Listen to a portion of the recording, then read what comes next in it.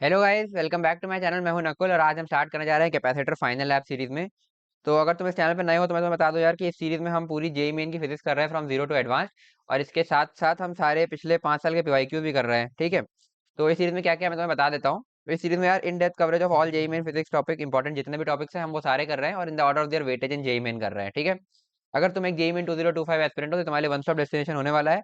और इसमें हम हर वो possible type of problem cover करेंगे जो जेई मेन में पूछी गई है या पूछी जा सकती है, ठीक है। तो वैसे इस सीरीज में हम ऑलरेडी 2-3 चैप्टर्स कर चुके हैं। तुम्हारा मॉडर्न फिजिक्स हो चुका है, इलेक्ट्रोस्टैटिक्स हो चुका है, थर्मोडायनेमिक्स हो चुका है। तो वो नहीं देखे तो वो वीडियोस में जल्दी से जाके देख लेना। और उसके अलावा इस पर्टिकुलर सीरीज के लिए जो हमने टेलीग्राम ग्रुप बनाया है वो भी ज्वाइन कर लेना, क्योंकि तुम्हें सारे नोट्स वगैरह वहीं पर शेयर किए जाएंगे और तुम अपने डाउट्स भी आपस में वहीं पर डिस्कस कर सकते हो, ठीक है। आगे बढ़ते हैं। तो यार इस सीरीज में देखो, ये किसके किसके लिए बेनिफिशियल होने वाली है सीरीज। अगर तुम एक जेईई मेन 2025 एस्पिरेंट हो और तुम्हें रिवीजन करना है कोई पर्टिकुलर चैप्टर का या पूरे सिलेबस का भी, तो तुम यहाँ से कर सकते हो, क्योंकि ये स्पेसिफिकली फॉर जेईई मेन है। इसमें जो एडवांस रिलेटेड चीजें हैं जो तुम्हारे लिए फॉर जेईई मेन रेलिवेंट नहीं है, तो उनको मैंने हटा रखा है, ठीक है। स्पेसिफिकली फॉर जेईई मेन, अगर तुम्हें जेईई मेन में एक अच्छा स्कोर करना है तो, ठीक है। इसके अलावा अगर तुम कोई टॉपिक को स्क्रैच से पढ़ना चाह रहे हो, तुम चाह रहे हो कि कोई ऐसी सीरीज मिल जाए जिससे यार तुम्हारा वो topic up to JEE Main level तैयार हो जाए। और देखो वैसे तो चैप्टर्स में बहुत कुछ है ना। अब तुम्हें हर कोई बोलेगा भाई मॉडर्न फिजिक्स तो छोड़ नहीं सकते, थर्मोडायनेमिक्स तो छोड़ नहीं सकते, बट तुम अगर जाके देखोगे तो 6-6 घंटे में हमने वो कवर कर रखे हैं। कैसे कर रखे हैं? क्योंकि देखो जेईई मेन में काफी कम चीजें आती है उनकी, और एडवांस के पॉइंट ऑफ व्यू से जाओगे तो हर चीज इंपॉर्टेंट है और एकदम डिटेल में तुम्हें चीजें समझनी पड़ेंगी। तो अगर तुम्हारा एम इस समय जेईई मेन सेकंड अटेम्प्ट है तब तुम्हारे लिए सीरीज है, और इसीलिए मैंने इसमें स्पेसिफिकली जेईई मेन के लिए जितना रिक्वायर्ड होता है वो तुम्हें इसमें पढ़ाया है पूरा, ठीक है। क्योंकि ऐसा नहीं होना चाहिए ना यार, लोग वन शॉट सीरीज डाल देते हैं टीचर्स तो कि 12-12 घंटे पढ़ा दिया है ना। तो ठीक है, तो टीचर ने पढ़ा दिया वो बात अलग है, बट तुम लोग को भी समझ में आनी चाहिए ना चीज। अब 12 घंटे में तुम मतलब जो चीजें एक महीने के अंदर समझनी चाहिए वो तुम 12 घंटे के अंदर समझ रहे हो, तो दिक्कत तो आएगी ना। तो इसलिए उतना ही समझो जितना जेईई में तुम्हारे काम आए, वरना ऐसा होगा कि तुम्हारी इंपॉर्टेंट चीजें भी ध्यान से उतर जाएंगी ज्यादा भरने के चक्कर में, ठीक है। तो ये है। उसके अलावा अगर तुम्हें प्रैक्टिस करनी है फॉर जेईई मेन, पिछले 5 साल के सारे पीवाईक्यूज हम इसमें कर ही रहे हैं, तो वो तुम्हारे हो ही जाएंगे। अभी मैं आगे बता रहा हूँ कैसे।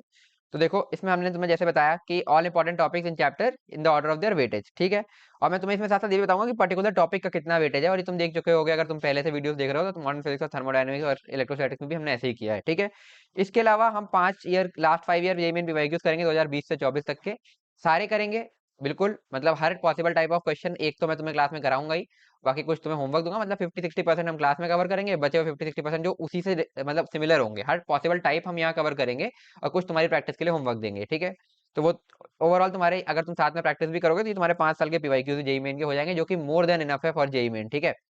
आगे हर टाइप ऑफ प्रॉब्लम जो मैंने तुम्हें बताया हम क्लास में डिस्कस करेंगे। इसके अलावा मैं तुम्हें कुछ ट्रिक्स बताऊंगा कि तुम क्वेश्चन को विद इन 1 मिनट कैसे सॉल्व कर सकते हो, क्योंकि देखो यार जेईई मेन में टाइम मैनेजमेंट बहुत इंपॉर्टेंट होता है। अगर तुम फिजिक्स और केमिस्ट्री से टाइम बचा लो तो उससे तुम मैथ्स में लगा सकते हो, और मैथ्स ही फिर तुम्हारी रैंक बनाएगा। अगर तुम्हारी केमिस्ट्री फिजिक्स अच्छी हो गई है, मैथ्स में ज्यादा टाइम मिल गया तो तुम क्वेश्चन को प्रॉपरली सॉल्व करवाओगे, वरना जल्दीबाजी में मैथ्स में गलत ही होगा, क्वेश्चन अच्छे क्वेश्चन आते हैं उसमें, ठीक है। तो इसलिए मैं तुम्हें ट्रिक्स बताऊंगा कि 1 मिनट के अंदर कैसे क्वेश्चन को सॉल्व करोगे तुम, ताकि तुम्हारे पास फिजिक्स से टाइम बचे जिसको तुम मैथ्स में यूज कर सको, ठीक है। इसके अलावा वन स्टॉप डेस्टिनेशन तुम्हारे लिए होने वाला है अगर तुम्हें 99 प्लस परसेंटाइल चाहिए फॉर जेई मेन 2025 फिजिक्स में, ठीक है। चलो आगे बढ़ते हैं। तो अगर तुम चैनल पे नए हो तो यार, तो मेरा एक थोड़ा सा इंट्रोडक्शन, बाकी अगर तुम पुराने हो तुम्हें पता होगा। मैं करंटली थर्ड ईयर स्टूडेंट हूँ एट IIT BHU वाराणसी, और टीचिंग मेरा पैशन है, इसीलिए मैं यूट्यूब पे ये जेई रिलेटेड वीडियोस बनाता हूँ। चलो आगे बढ़ते हैं। तो यार कैपेसिटर का तुम देख सकते हो 2.5% वेटेज है। मतलब ये तो पिछले 5 साल के साथ में मैं बता रहा हूँ कि 95 क्वेश्चन इसमें आए थे। और ये मैंने तुम्हें ऑलरेडी वेटेज ऑर्डर में बता रखा है, जो मैंने इंट्रो वीडियो में बताया था, तुमने इंट्रो वीडियो देखा ही होगा, ठीक है। बट अब तुम देख सकते हो क्योंकि जेई में 2025 फर्स्ट अटेम्प्ट हो चुका है, तो हम एक आइडिया और लगा सकते हैं कि अब इसका वेटेज क्या चल रहा है। तो तुम देख सकते हो इस पूरे में 10 शिफ्ट हुई है तुम्हारे जेई में फर्स्ट अटेम्प्ट में, उसमें 10 क्वेश्चन आए हैं टोटल, ठीक है। तो टोटल तुम देख सकते हो हर शिफ्ट में एक क्वेश्चन, तो 4% का इसका वेटेज बन रहा है। तो देख सकते हो तुम 2.5% से बढ़कर ये 4% कर दिया गया है। तो इस बार कैपेसिटर के क्वेश्चन थोड़े ज्यादा आए हैं, तो इसलिए टॉपिक हमारे लिए और ज्यादा इंपॉर्टेंट हो गया है, ठीक है। अब इसमें देखो टॉपिक्स क्या क्या है। एक तो पहले इंट्रोडक्शन, उसके बाद आएगा तुम्हारा parallel plate capacitor. Parallel plate capacitor में तुम्हारी ये है बेसिक, फिर डायरेक्ट्रिक इंसर्शन, फिर कॉम्बिनेशन, फिर कनेक्टेड टू बैटरी, फिर एनर्जी स्टोर्ड। और सबके वेटेज मैंने यहाँ पे लिखे हुए हैं, तुम देख सकते हो। जैसे सबसे ज्यादा इंपॉर्टेंट तुम्हें ये दिख रहा होगा combination of resistors, sorry combination of capacitor, जो 22 क्वेश्चन इससे तुम्हें दिख रहे हैं, ठीक है, 23%। तो यही है। उसके अलावा कैपेसिटर इन सर्किट, ठीक है। इसमें देखो दो तरह के सर्किट के क्वेश्चन आते हैं। एक तो होता है जिसमें केवल कैपेसिटर हो, मतलब बैटरी और कैपेसिटर, ठीक है। तो वो क्वेश्चन जो होते हैं वो हम सॉल्व करेंगे इस चैप्टर में यहीं पर आगे, ठीक है। लास्ट टॉपिक हमारा वही होगा इसमें। और उसके अलावा फिर तुम्हारे आएंगे कैपेसिटर इन सर्किट, जिसमें कैपेसिटर प्लस रेजिस्टर होंगे, ठीक है। तो डीसी सोर्स अगर लगा है तो, ठीक है, कैपेसिटर प्लस रेजिस्टर। तो वो क्वेश्चन हम सॉल्व करेंगे करंट इलेक्ट्रिसिटी में, जब हम रेजिस्टर भी पढ़ लेंगे तो, ठीक है। तो वही 20% ये बनाते हैं, तो ये वाला पार्ट हमारा करंट इलेक्ट्रिसिटी के बीच में होगा, ठीक है। करंट इलेक्ट्रिसिटी में हम इसको करेंगे। उसके अलावा एक और होता है capacitor plus resistor plus inductor, वो आता है तुम्हारा एसी में। जब हम एसी पढ़ेंगे तो एसी सर्किट में कैसे हम सॉल्व करते हैं कैपेसिटर रेजिस्टर इंडक्टर, तो वो वहां आएगा, ठीक है। तो वो दो टॉपिक्स, दो जगह कैपेसिटर और आएगा तुम्हारा, अभी एक करंट इलेक्ट्रिसिटी में रजिस्टर के साथ, और दूसरा तुम्हारा एसी में, ठीक है, इंडक्टर और रजिस्टर के साथ, ठीक है। बाकी मिसलेनियस क्वेश्चन तुम्हारे साथ ही है 7.6%, ये क्वेश्चन में तुम्हें पीडीएफ में लास्ट में तुम्हें मिल ही जाते हैं, तुम वहां से देख सकते हो, ठीक है। तो चलो ठीक है यार। और एक चीज और यार, कुछ लोग इधर मतलब बोल रहे थे क्योंकि देखो ऐसा है ना कि पिछले वीक मेरे मिड सेम एग्जाम चल रहे थे, तो इस वजह से मैं वीडियो ज्यादा बना नहीं पाया उधर बीच। तो इस वजह से थोड़ा सा तुम्हारा ये सिलेबस पीछे हो गया, मतलब एक दो चैप्टर और हो जाने चाहिए थे। बट कोई नहीं, हमने एक वीक का बफर रखा था, और मैं संडेज में बीच बीच में इसको कभी ना कभी करा दूंगा, तो तुम्हारा सिलेबस टाइमली कंप्लीट हो जाएगा, ठीक है।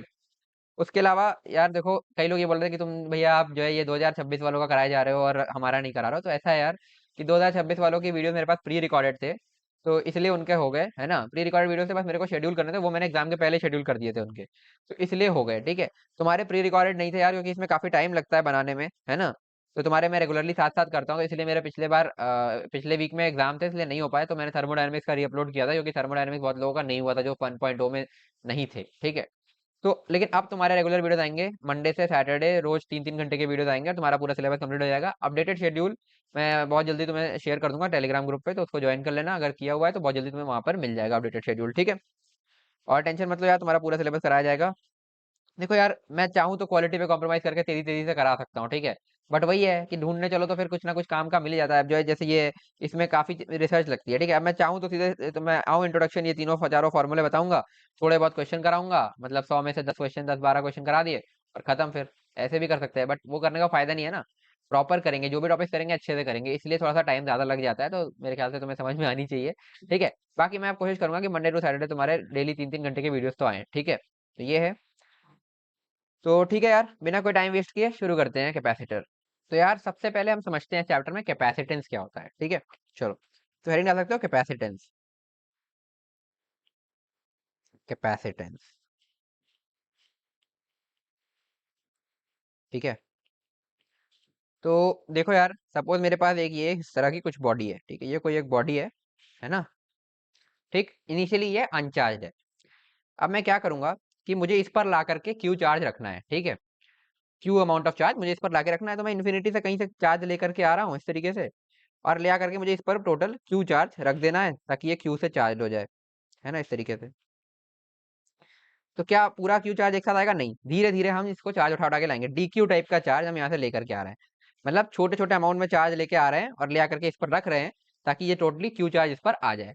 तो ये D Q D Q D Q, बहुत सारे डी क्यू को अगर तुम धीरे धीरे करके लाओगे तो फाइनली क्यू चार्ज यहाँ पे तुम्हारे पास आ जाएगा, इकट्ठा क्यू चार्ज तो आएगा नहीं, ठीक है। बेसिकली इसको तुम अगर क्वांटिटेटिवली समझना चाह रहे हो, ऐसा ऐसा होता नहीं है, बट तुम्हें समझाने के लिए, लेट से कि इसमें 10 कूलम चार्ज लाना था, 1 कूलम लाए, फिर 1 कूलम लाने के बाद आप 9 और बचा, फिर और लाए, 2 कूलम हो गया, एक एक करके ला रहे हैं, ऐसे 10 10 कूलम तुम लाओगे, ठीक है। समझ में आई बात? अब होगा क्या, देखो, जब तुम ये इनिशियली अनचार्ज था, ये बॉडी जब अनचार्ज थी और तुम पहला चार्ज लेके आ रहे हो, पहला डीक्यू चार्ज, लेट से वही 10 कूलम लाना है, एक एक कूलम करके ला रहे हो, पहला कूलम जब लेकर के आओगे, तो क्या इसको कोई रिपल्शन फेस होगा? नहीं। तो यहाँ से यहाँ तक लाने में वर्क डन कितना होगा भाई? जीरो। कोई वर्क डन नहीं हुआ, क्योंकि कोई फोर्स अपोज कर ही नहीं रही ना, तो जीरो वर्क डन। तुम बस यहाँ से हल्का सा ऐसे चला दोगे, ये पहुंच जाएगा, ठीक है। तो basically work done zero. But जैसे ही तुम 1 कूलम चार्ज रख दिया, अब 9 कूलम तुम्हारे पास बचा है, मतलब डीक्यू थोड़ा सा भी डीक्यू, एक क्या वो 0.0000001 उस टाइप का कुछ हल्का सा भी चार्ज आ गया, अब क्या होगा, तुम अगला डीक्यू जैसे ही लाओगे ना, तो उसको इस चार्ज की वजह से, जो छोटा सा चार्ज इस बॉडी पर आया होगा, उसकी वजह से रिपल्शन फेस होगा। रिपल्शन होगा तो बेसिकली तुम्हें कुछ फोर्स लगाना पड़ेगा, तो एक्सटर्नल फोर्स लगाओगे, फिर एक्सटर्नल फोर्स का वर्क डन होगा, वहीं से हमने पोटेंशियल की डेफिनेशन पढ़ी थी पिछले चैप्टर में, तुम्हें पता होगा, ठीक है। तो बेसिकली कुछ ना कुछ वर्क डन करना पड़ेगा, और फिर जैसे ही तुम्हारा, जैसे मान लो 1 कूलम रखा था, पहला कूलम लाया, कोई दिक्कत नहीं हुई, दूसरा लाया, थोड़ा वर्क डन किया, अब तुमने क्या किया, यहाँ पे 2 कूलम रख दिया, ठीक है। 2 कूलम का जब तुम तीसरा लाओगे ना, तो अब इसको पिछले केस से ज्यादा रिपल्शन फेस होगा, जैसे 1 कूलम का रिपल्शन अलग था, 2 कूलम रख दिया तो रिपल्शन और बढ़ गया, है ना। फिर उसके बाद जब दूसरा रख दिया, तीसरा लाओगे तो फिर वो तीन का मतलब तीसरा रख दिया, चौथा लाओगे तो उसको 3 का रिपल्शन फील होगा, है ना। तो धीरे धीरे ये रिपल्शन भी बढ़ता जाएगा, रिपल्शन बढ़ता जाएगा, तो जो तुम इस डीक्यू चार्ज को लाने में वर्क डन रिक्वायर्ड है तुम्हारे द्वारा, वो वर्क डन भी बढ़ता जाएगा, है ना। तो बेसिकली तुम इसको ऐसे समझ सकते हो कि जैसे जैसे हम क्यू बढ़ा रहे हैं, है ना, क्या बढ़ता जा रहा है? पोटेंशियल इस बॉडी का बढ़ता जा रहा है ना, धीरे धीरे। जैसे जैसे हम क्यू बढ़ा रहे हैं, पोटेंशियल बढ़ता चला जा रहा है ना। तो क्यू क्या डायरेक्टली प्रोपोर्शनल टू वी है, ऐसा हम कह सकते हैं, बिल्कुल। तो इसी प्रोपोर्शनैलिटी को हटाने के लिए हम इसको लिखते हैं Q is equal to C V. एक प्रोपोर्शनैलिटी कांस्टेंट आता है, ये होता है तुम्हारा कैपेसिटेंस। तो इसको हम बोलते हैं कैपेसिटेंस। और बेसिकली है क्या, जैसे तुम लाते जाओगे एक समय तो ऐसा आएगा ना कि अब तुम और चार्ज नहीं दे सकते, इतना ज्यादा यहाँ इसका पोटेंशियल हो गया है कि अब ये रिपेल कर रहा है इसको, ये पहुंचने नहीं दे रहा चार्ज को। बेसिकली वही कैपेसिटेंस होती है कि कितना चार्ज तुम उस बॉडी को लाके दे सकते हो। तो अभी तुम्हें इतना समझ में आया कि जैसे जैसे तुम डी क्यू ला रहे हो, तो धीरे धीरे जैसे ही पहला चार्ज रखा पोटेंशियल बढ़ा, फिर और चार्ज रखा और पोटेंशियल बढ़ा, तो अगले चार्ज को लाना और मुश्किल हुआ, फिर और चार्ज रखा और पोटेंशियल बढ़ा, अगले चार्ज को लाना और ज्यादा मुश्किल हुआ। ऐसे करते करते एक सैचुरेशन तो आएगा ना कि अब चार्ज लाना बहुत ही मुश्किल, मतलब इम्पॉसिबल हो गया। तो वही होती है कैपेसिटेंस ऑफ दैट बॉडी, मतलब इतना चार्ज जब इस पे लगा दिया हमने, इससे ज्यादा चार्ज हम नहीं ला सकते इस पर, ठीक है। तो वही है, क्यू बढ़ता गया तो वी बढ़ता गया। तो Q directly proportional to V, इस प्रोपोर्शनलिटी को हटाते हुए हमने ये कांस्टेंट लगाया सी। यही होती है कैपेसिटेंस। तो यहाँ से कैपेसिटेंस ऑफ बॉडी डिफाइन करोगे तुम क्यू अपॉन वी। ये होती है कैपेसिटेंस की डेफिनेशन, ठीक है। C is equal to Q upon V. चलो भाई, अब इसकी एक थ्योरेटिकल डेफिनेशन लिख लो, वैसे तो जरूरी नहीं है बट चलो लिखा देते हैं क्योंकि चैप्टर स्टार्ट कर रहे हैं तो इंट्रोडक्शन में कैपेसिटेंस पता तो होना चाहिए। तो लिख सकते हो extend up to which the extent up to which a conductor or system of conductors conductor or system of conductors, okay, can store electric energy और चार्ज, ऐसा भी बोल सकते हो, can store electric energy due two charges on it is capacitance. ठीक है, ठीक है भाई, ये हो गया। तो अब इसमें काफी सारी थ्योरेटिकल चीजें हैं, वो तुम्हें बुक्स में मिल जाएंगी बट उस पर क्वेश्चंस भी नहीं आते। अगर तुम्हें पढ़ना है तो जाके एक बार बुक रेफर कर लेना, ठीक है। जैसे तुम्हें ये सब मिलेगा, capacitor generally energy storage device नहीं होता है, मतलब वैसे तो तुम देखोगे एनर्जी स्टोर हो रही है इसमें, अभी तुम आगे देखोगे, ठीक है। बट इलेक्ट्रिक फील्ड के फॉर्म में इसमें एनर्जी स्टोर होती है, अभी जब हम पैरेलल प्लेट कैपेसिटर पढ़ेंगे वहां तुम्हें बताऊंगा, ठीक है। बट इसको हम एनर्जी स्टोरेज के लिए यूज नहीं करते, एनर्जी स्टोरेज के लिए तो हम बैटरी यूज करते हैं, ठीक है। क्यों? क्योंकि इसमें बहुत छोटी अमाउंट ऑफ एनर्जी स्टोर होती है। बट इसको हम यूज क्यों करते हैं भाई? जैसे कई कई एप्लीकेशन में तुम्हारे सडन एनर्जी की रिक्वायरमेंट होती है, ठीक है। जैसे तुम्हारे, तुमने सुना होगा अगर तुम्हारे यहाँ घर में पंखे वगैरह लगे हैं, सबके यहाँ ही होते हैं, तो जनरली जब खराब होता है ज्यादातर तुम्हारा इलेक्ट्रिशियन क्या बोलता है, भाई इसका कंडेंसर फूक गया। या कैपेसिटर तो ज्यादा अच्छा वर्ड कैपेसिटर है बट वो यूज नहीं करते, वो कंडेंसर यूज करते हैं। इसका कंडेंसर फूक गया। कंडेंसर क्या होता है भाई? कंडेंसर कैपेसिटर ही होता है बेसिकली। जैसे तुम्हें पंखे को स्टार्ट करना है, तो पंखे को स्टार्ट करने के लिए एक इनिशियल एनर्जी तुम्हें देनी होगी, है ना। और एक बार वो एनर्जी, उसका पंखा घूमना चालू हो गया, फिर तुम्हें बैटरी से उसको कनेक्टेड है, या जैसे भी तुम्हारा डीसी सोर्स से तुम्हारा जो भी तुम्हारी इलेक्ट्रिसिटी घर पे आ रही है उससे कनेक्टेड है, उसके बाद वो घूमता रहेगा। बट इनिशियली जब वो एकदम रेस्ट पर है, उसके इनर्शिया को ब्रेक करने के लिए थोड़ी सी एक्स्ट्रा एनर्जी की रिक्वायरमेंट होती है। वो एनर्जी कहाँ से आती है भाई? कैपेसिटर से। या तुम उसको पंखे में तुम्हें बोलते हैं कंडेंसर, ठीक है। वही कंडेंसर जो इलेक्ट्रिशियन वर्ड यूज करता है वही कैपेसिटर होता है। तो वो एक्स्ट्रा एनर्जी फॉर सर्टेन, मतलब बहुत छोटे टाइम के लिए बहुत ज्यादा एनर्जी तुम्हें चाहिए, इम्पल्स टाइप का समझ लो यार, जैसे तुम मैकेनिक्स में तुमने सुना होगा।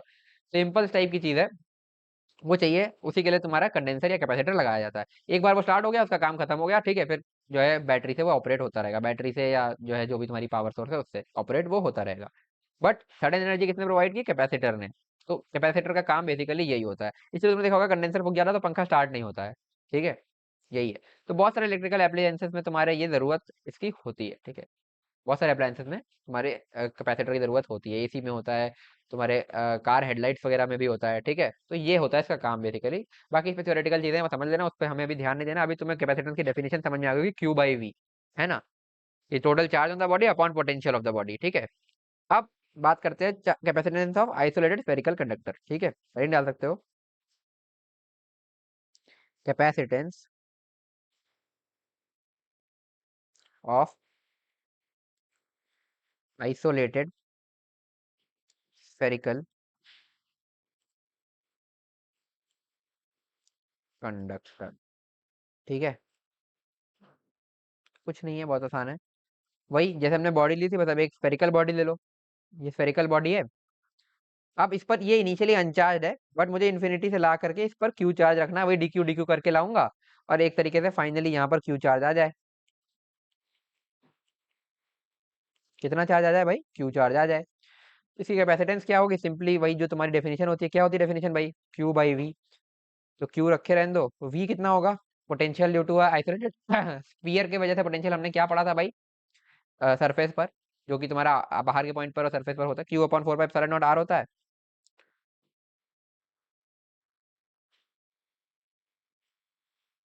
तो ये simply 4 pi epsilon naught R, इसकी कैपेसिटेंस तुम्हारी हो जाएगी बस।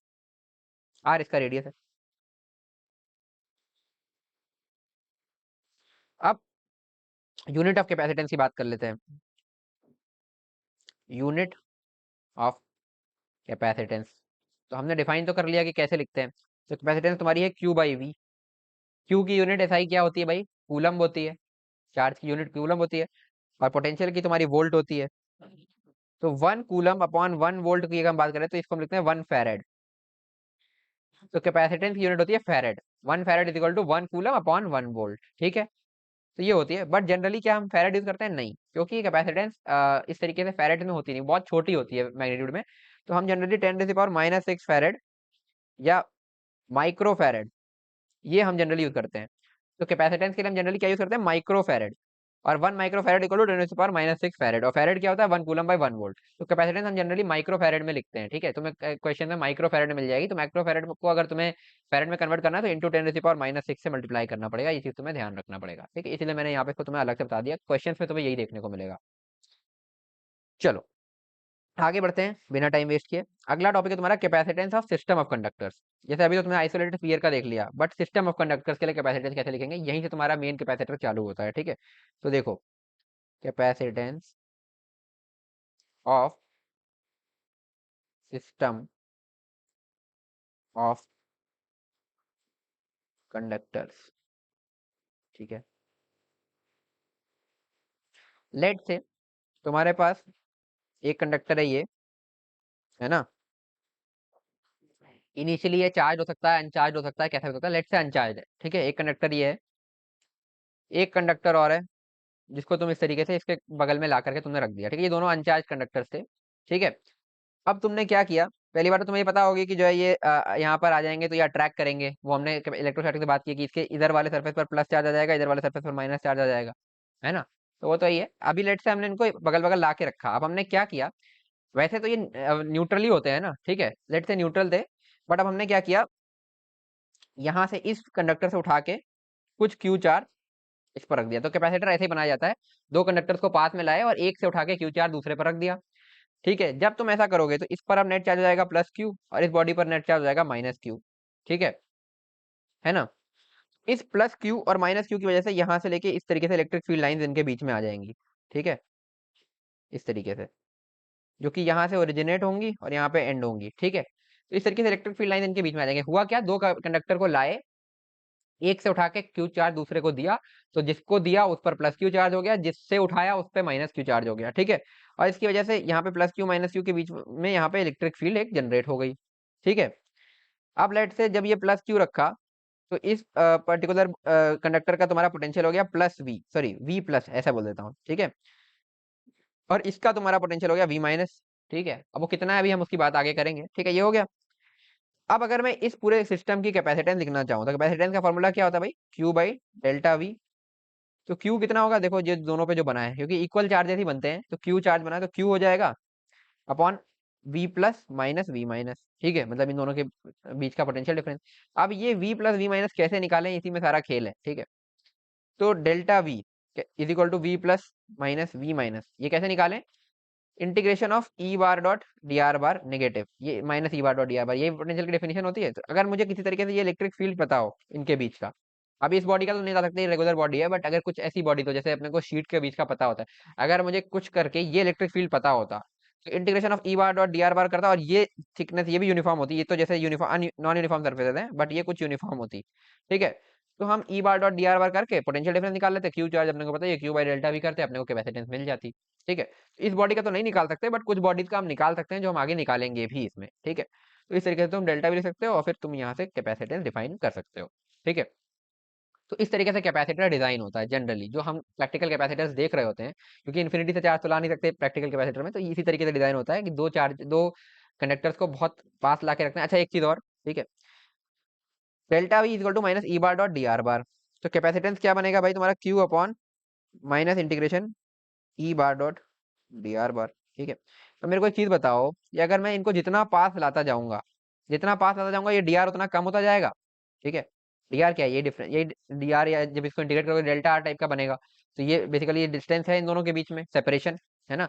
तो जैसे जैसे मैं इनको और पास लाऊंगा सेपरेशन कम होगा, सेपरेशन कम होगा, तो तुम्हारा ये डेल्टा भी कम होगा, डेल्टा भी कम होगा तो तुम्हारा ओवरऑल कैपेसिटेंस तो बढ़ेगा ना। तो बेसिकली अगर मैं और पास ला रहा हूँ, इफ सेपरेशन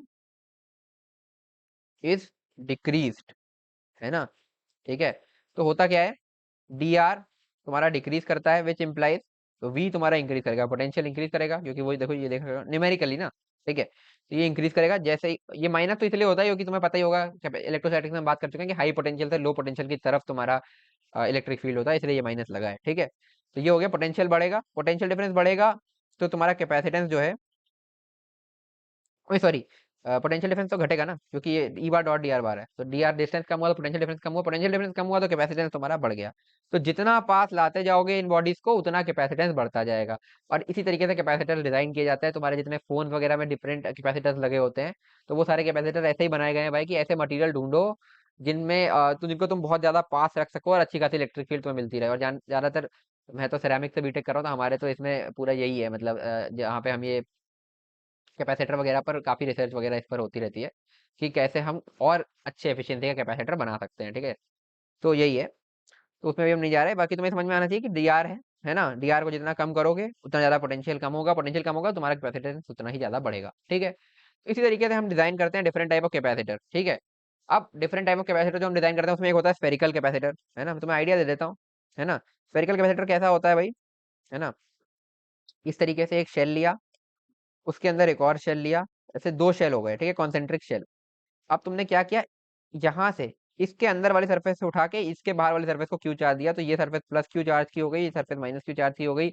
इसकी वजह से यहाँ पर ऐसे ऐसे इलेक्ट्रिक फील्ड तुम्हें इस रीजन में देखने को मिलेगा। ठीक है, बाकी बाहर जरूरी नहीं है ना। अब वो डिफरेंट केस होते हैं, अगर तुम बाहर वाले को भी चार्ज रखोगे तो बाहर भी इलेक्ट्रिक फील्ड होगा, पर जनरली नहीं होता। ठीक है, ये और अंदर वाले में भी तुम कर सकते हो, वो तुम्हारे ऊपर है, तो कैसे तुम चार्ज डिस्ट्रीब्यूशन करो, बट जनरली सबसे जनरल केस यही होता है, जो सबसे ज्यादा कॉमन केस होता है, कि यहाँ से उठा के यहाँ दिया, प्लस क्यू माइनस क्यू, और इस तरीके से तुम्हें पूरे में इलेक्ट्रिक फील्ड देखने को मिलेगी। फिर ये E bar dot D R bar करके तुम इलेक्ट्रिक पोटेंशियल डिफरेंस निकालोगे, पोटेंशियल डिफरेंस को तुम क्यू अपॉन डेल्टा भी करोगे तो तुम्हें इसी कैपेसिटेंस मिलेगी। ठीक है, तो इस तरीके से different type of spherical capacitor बनाए जाते हैं, जिस पर मैं ऑलरेडी जब मैंने जेई एक्सप्रेस में पढ़ाया था पहले एडवांस के हिसाब से, तो मैंने इस पे पूरा एक लेक्चर लिया था, 2 घंटे, 1.5-2 घंटे इसमें लगते हैं। ठीक है, बट क्योंकि एडवांस में आता है, जेई मेन में इसके 0 क्वेश्चन है। ठीक है, तो जेई मेन के लिए ये बिल्कुल इरेलीवेंट है, तो हम इसको छोड़ रहे हैं। ठीक है, मैंने तुम्हें बता दिया बस कैसे होता है ये, तो स्फेरिकल कैपेसिटर एडवांस टॉपिक है, तो इसका अभी हमें रिक्वायरमेंट नहीं है। फिर उसके बाद तुम्हें एक वायर कैपेसिटर आता है, ऐसे दो वायर ले आएंगे, बगल बगल रख देंगे, एक से चार्ज क्यू इधर लाएंगे, फिर ऐसे ऐसे इलेक्ट्रिक फील्ड होगी, अब उससे तुम निकालोगे अपना कैपेसिटेंस। एक सिलिंड्रिकल कैपेसिटर होता है इस तरीके से, एक सिलिंड्रिकल कैविटी, और इस तरीके से ये वही कॉन्सेंट्रिक टाइप के हो गए शेल। तो इस वाले अंदर से बाहर वाले पे क्यू चार्ज रखेंगे, तो इस पर प्लस प्लस प्लस प्लस बन जाएगा, इस पर माइनस माइनस माइनस माइनस बन जाएगा। फिर ऐसे ऐसे इसमें शेल में इलेक्ट्रिक फील्ड जैसे यहाँ पर था स्फीयर में, वैसे इसमें भी हो जाएगा, तो इसके लिए भी क्यू बाई डेल्टा भी निकालेंगे, और वही तुम्हारा कैपेसिटेंस हो जाएगा। तो ये सारे कोई मतलब नहीं है इनके, कहीं भी जेई मेन में रिक्वायरमेंट नहीं है। तो अब जेई मेन में रिक्वायरमेंट है क्या, पैरेलल प्लेट कैपेसिटर की। तो अब हम जो अगला टॉपिक अपना स्टार्ट करने वाले हैं वो होने वाला है पैरेलल प्लेट कैपेसिटर। तो ये जेई मेन में पूछा जाता है, इसके भी डायरेक्ट फॉर्मूले पूछे जाते हैं, बट हम डेरिवेशन भी करेंगे ताकि तुम्हें समझ में आ जाए। ठीक है, कुछ डेरिवेशन करेंगे, कुछ फॉर्मूला डायरेक्ट बताऊंगा, और वो कर लोगे उससे तुम्हारे सारे क्वेश्चन हो जाएंगे। तो जेई मेन में जो हमारा यूज होता है ना बेसिकली, जो डायरेक्टली फॉर्मूले बेस्ड जो तुम्हारे क्वेश्चन आते हैं, है ना, कैपेसिटेंस निकालने के, फिर डाइलेक्ट्रिक इंसर्शन के, सारी चीजें तुम्हारे इसमें पैरेलल प्लेट कैपेसिटर में ही होती है। फिर जो कैपेसिटर हम सर्किट में देखते हैं, सर्किट में तो भाई जेई मेन में भी एडवांस में भी दोनों में ही पैरेलल प्लेट कैपेसिटर ही यूज किया जाता है। ठीक है, तो ये सबसे इंपॉर्टेंट है, यही अब हम इसके बाद पढ़ने वाले हैं। ठीक है, तो आगे बढ़ते हैं। चलो तो यार अब स्टार्ट करते हैं पैरेलल प्लेट कैपेसिटर। तो हेडिंग जा सकते हो पैरेलल प्लेट कैपेसिटर। ठीक है, तो पैरेलल प्लेट कैपेसिटर तुम्हारा कैसे बनता है यार, देखो हमने एक चीज पढ़ी थी इनफाइनाइट शीट करके, अगर तुम्हें याद हो, इनफाइनाइट शीट हमने ऐसे पढ़ी थी, इस तरीके की अगर तुम्हारी कोई शीट है ना, जो कि इनफाइनाइटली एक्सटेंड होती है, या फिर अगर फाइनाइट भी है तो इसके बहुत क्लोज पॉइंट जो होगा वो भी इनफाइनाइट फीट, उस क्लोज पॉइंट के लिए तुम्हारा ये इनफाइनाइट की तरह ही ट्रीट होगा। ठीक है, लेट्स से फाइनाइट शीट है, इसका एरिया जो है ए, इस शीट का एरिया रेक्टेंगुलर शीट हो गई, ए एरिया है। ठीक है, इस पर इस तरीके से कुछ चार्ज है ना, जिसकी चार्ज डेंसिटी है सिग्मा। ठीक है, तो क्यू को तो तुम सीधे लिख सकते हो ना, sigma into A, charge per unit area into its area, ये तो तुम्हें पता ही है। ठीक है, तो अगर इसके बहुत क्लोज पॉइंट्स लूंगा मैं, तो उनके लिए ये शीट इनफाइनाइट शीट की तरह बिहेव करेगी। हम बात ऑलरेडी इलेक्ट्रोस्टैटिक्स में कर चुके हैं। तो उस बहुत पास के पॉइंट पर मैं इलेक्ट्रिक फील्ड लिखना चाहूंगा, तो वो कितनी होती है भाई, सिग्मा बाई 2 एप्सिलॉन नॉट। तो ये बात हम ऑलरेडी इलेक्ट्रोस्टैटिक्स में कर चुके हैं। ठीक है, इस तरीके से। तो पैरेलल प्लेट कैपेसिटर कैसे डिजाइन होता है भाई, कि इस तरीके की हमने दो प्लेट्स ली। ठीक है, इनिशियली अनचार्ज होंगी। ठीक है, एक प्लेट ली, ये कंडक्टिंग प्लेट्स हैं बेसिकली। ठीक है, ये तुम्हारी हो गई प्लेट 1। इस तरीके से इसी को कॉपी कर लूंगा मैं यहाँ पे। ए, ए, एक सेकेंड भाई, ये हो गई तुम्हारी दूसरी प्लेट, है ना। इस तरीके से ये दो प्लेट ले ली और बहुत क्लोज दोनों को रख दिया। ठीक है, दोनों कंडक्टिंग प्लेट्स हैं। इसका भी area of cross section A है ना, रेक्टेंगुलर प्लेट्स, और इसका भी ए है। ठीक है, अब वही करेंगे जैसे हमने ऊपर तुम्हें बताया था ना, कैपेसिटर डिजाइन कैसे करते हैं, कि दो कंडक्टिंग मटेरियल को साथ में लाए और एक से उठा के क्यू चार्ज दूसरे को दे दिया। लेट से मैंने इसको इसके अंदर इधर मतलब इंटरनल वाले सरफेस से ही दे रहा हूँ। ठीक है, बेसिकली ये इसका जो अंदर का सरफेस होगा, इसके जो अंदर का सरफेस होगा, ये उठा करके मैंने इस तरीके से क्यू चार्ज इसको दे दिया। ठीक है, तो होगा क्या, इसके इस वाले सरफेस पर इस तरीके से, है ना, इस तरीके से देख सकते हो, समझ सकते हो, है ना, प्लस क्यू टाइप का चार्ज आ जाएगा। और इसके वाले सरफेस पर जो उसको फेसिंग सरफेस है, ठीक है, इस पर ऐसे माइनस क्यू टाइप का चार्ज आ जाएगा, है ना।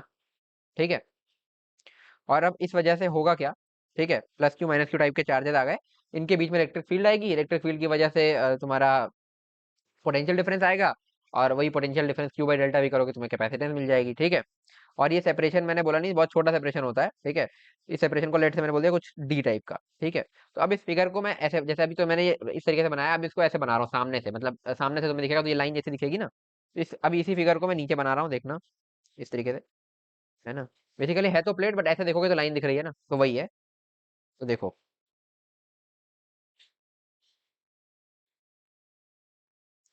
ये हो गई तुम्हारी प्लेट 1। ठीक है,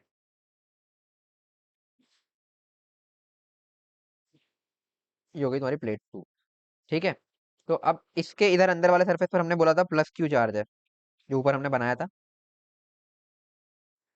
प्लस क्यू चार्ज, है ना। और इसके अंदर वाले सरफेस पर हमने बोला था इस तरीके का माइनस क्यू चार्ज। और ये आया कैसे था भाई, क्यू चार्ज उठा के इस प्लेट के अंदर के सरफेस से इस प्लेट के अंदर के सरफेस को हमने दिया था, तो इसलिए ऐसा हुआ था। ठीक है, अब जब ऐसा करोगे, और एक चीज तुम्हें और पता है कि इसका भी ए सरफेस एरिया मतलब क्रॉस सेक्शन एरिया ए है, इसका भी ए है ना। और चार्ज डेंसिटी लेट से इस पर सिग्मा होगी, या चार्ज डेंसिटी चलो नहीं, अब क्यू और ए डिफाइन है, तो सिग्मा क्यू बाई ए हो ही जाएगा। ठीक है, ये हो गया। और इनको हमने रखा है एक बहुत छोटा सेपरेशन डी पर। ठीक है, तो बहुत छोटा सेपरेशन है, तो क्या इसके अंदर के हर पॉइंट पर, जैसे अगर मैं इस शीट की वजह से बात करूं, कोई भी एक पॉइंट पकड़ूं, तो क्या electric field sigma by 2 epsilon not नहीं होगा, बताओ। क्योंकि बहुत पास पास के पॉइंट है ना, तो पास पास के सारे पॉइंट पर सिग्मा बाई 2 एप्सिलॉन नॉट ही होगा इसकी वजह से। और डायरेक्शन क्या होगा भाई, ये, क्योंकि पॉजिटिव चार्ज है। फिर अब मैं बात करूं अगर इस वाली प्लेट की वजह से, ये वाली प्लेट की वजह से भी, ये जो पूरा बीच का गैप वाला एरिया है, ये क्योंकि डी बहुत छोटा है, तो बहुत पास के पॉइंट है, पास के पॉइंट पर इसकी वजह से भी इलेक्ट्रिक फील्ड का वैल्यू कितना होगा, सिग्मा बाई 2 एप्सिलॉन नॉट नहीं होगा। और सिग्मा दोनों का सेम होगा, क्यों, क्योंकि देखो सिग्मा क्या है, क्यू बाई ए होता है। और इन दोनों प्लेट्स आइडेंटिकल प्लेट्स हैं, तो इनके एरिया भी सेम है, क्रॉस सेक्शन, और इनके क्यू भी सेम है ना, वो दिख ही रहा है। इस पे प्लस क्यू, इस पे माइनस क्यू, बस डायरेक्शन उल्टी होगी। ठीक है, तो सिग्मा दोनों के लिए सेम है, तो इसकी वजह से भी सिग्मा बाई 2 एप्सिलॉन नॉट ही होगा इलेक्ट्रिक फील्ड। और बस इसकी वजह से जो इलेक्ट्रिक फील्ड था किसी भी एक जनरल पॉइंट पर, वो इस तरफ डायरेक्टेड था।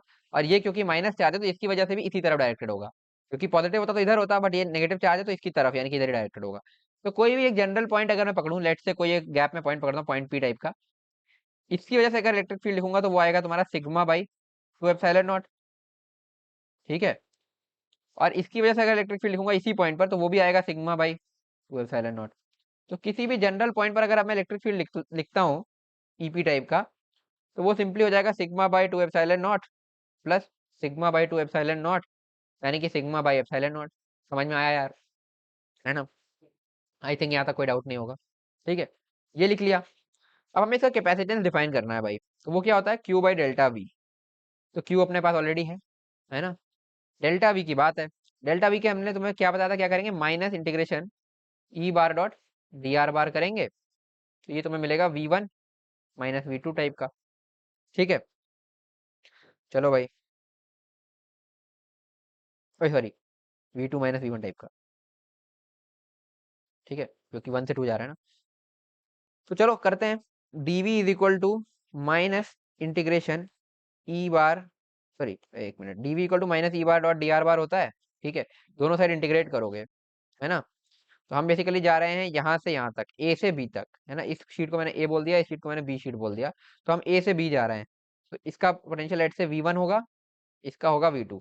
मतलब ये पॉजिटिव वाले का मैंने V1 बोल दिया, इसका मैंने V2 बोल दिया, या V प्लस V माइनस भी बोल सकते हो। चलो V plus V minus use कर लेता हूँ, ज्यादा क्लियर रहेगा, ठीक है। और डी आर, ठीक है, डी आर की वैल्यू ये कहाँ से हम कहाँ तक जा रहे हैं, 0 से लेकर के डी तक जा रहे हैं, अगर हम यहाँ पर ओरिजिन मान लें, क्योंकि डिस्टेंस डी है, 0 से लेकर डी तक जा रहे हैं, ठीक है। तो ये बनेगा तुम्हारा V2 - V1, इधर बनेगा माइनस इंटीग्रेशन इलेक्ट्रिक फील्ड की वैल्यू किसी भी जनरल पॉइंट पर अगर मैं लिखना चाहूँ यहाँ से यहाँ तक जाने में, कहीं पर भी, तो इलेक्ट्रिक फील्ड की वैल्यू हम लिख चुके हैं ऑलरेडी, ये sigma by epsilon not, sigma by epsilon naught, है ना, डी आर, ठीक है भाई, ये तो कांस्टेंट ही है, तो ये बाहर ही आ जाएगा, ये हो जाएगा minus sigma by epsilon not integration D R, और इसमें लिमिट यहाँ पे देख लो, 0 से डी थी ना, ऊपर लगाई हुई है हमने, 0 से डी, डन। तो ये आएगा तुम्हारा minus sigma by epsilon not, और ये डी आर का इंटीग्रेशन आर हो जाएगा, 0 से डी रखोगे तो ये हो जाएगा minus sigma R by epsilon naught V2 - V1। तो बस V1 - V2 कितना होगा, मतलब पॉजिटिव माइनस नेगेटिव कर लेते हैं यार, ये माइनस माइनस प्लस करना चाहिए था ना अपने को, इस तरीके का। V minus minus V plus, है ना। तो V plus minus V minus, यानी कि पॉजिटिव वाली से नेगेटिव वाली के बीच का पोटेंशियल डिफरेंस कितना होगा, sigma R by epsilon naught, है ना। सिग्मा की वैल्यू अगर मैं रखना चाहूँ तो वो कितनी हो जाएगी भाई, अगर मुझे इसका क्यू पता है, ए पता है, तो सिग्मा क्यू बाई ए है, ये वैल्यू रख लेते हैं, क्यू बाई ए, ठीक है। तो यहाँ पे लिखूंगा क्यू, और ये आर नहीं था भाई, ये एक्चुअली में डी हो गया ना यहाँ से, ये देखो वैल्यू डी था, Q D by A epsilon naught, ठीक है। ये हो गया V plus minus V minus. अब कैपेसिटेंस लिखते हैं, तो वो क्या आता था, क्यू बाई डेल्टा वी, यानी कि Q by V plus minus V minus, यानी कि क्यू बाई, अच्छा कैपिटल स्मॉल में कंफ्यूज हो जाना, मैंने गलती से कई जगह क्यू कई जगह स्मॉल कर दिया, एक ही है वो, ठीक है। Q D upon A epsilon naught. तो ये आएगा तुम्हारा epsilon naught A by D, ये फॉर्मूला तुम्हें याद रखना है। तो पैरेलल प्लेट कैपेसिटर की कैपेसिटेंस होती है epsilon naught A by D, ठीक है। ये होती है तुम्हारी कैपेसिटेंस, ठीक है, जिसमें से एप्सिलॉन नॉट तुम्हें पता ही है, permittivity of free space, electrostatics में हम बात कर चुके हैं, 8.85 इंटू 10⁻⁻12 इसकी वैल्यू होती है, ठीक है। और यूनिट लिख लेना यार, ठीक है। ए जो है तुम्हारा वो हो जाएगा एरिया ऑफ क्रॉस सेक्शन, और डी हो जाएगा तुम्हारा सेपरेशन बिटवीन प्लेट्स।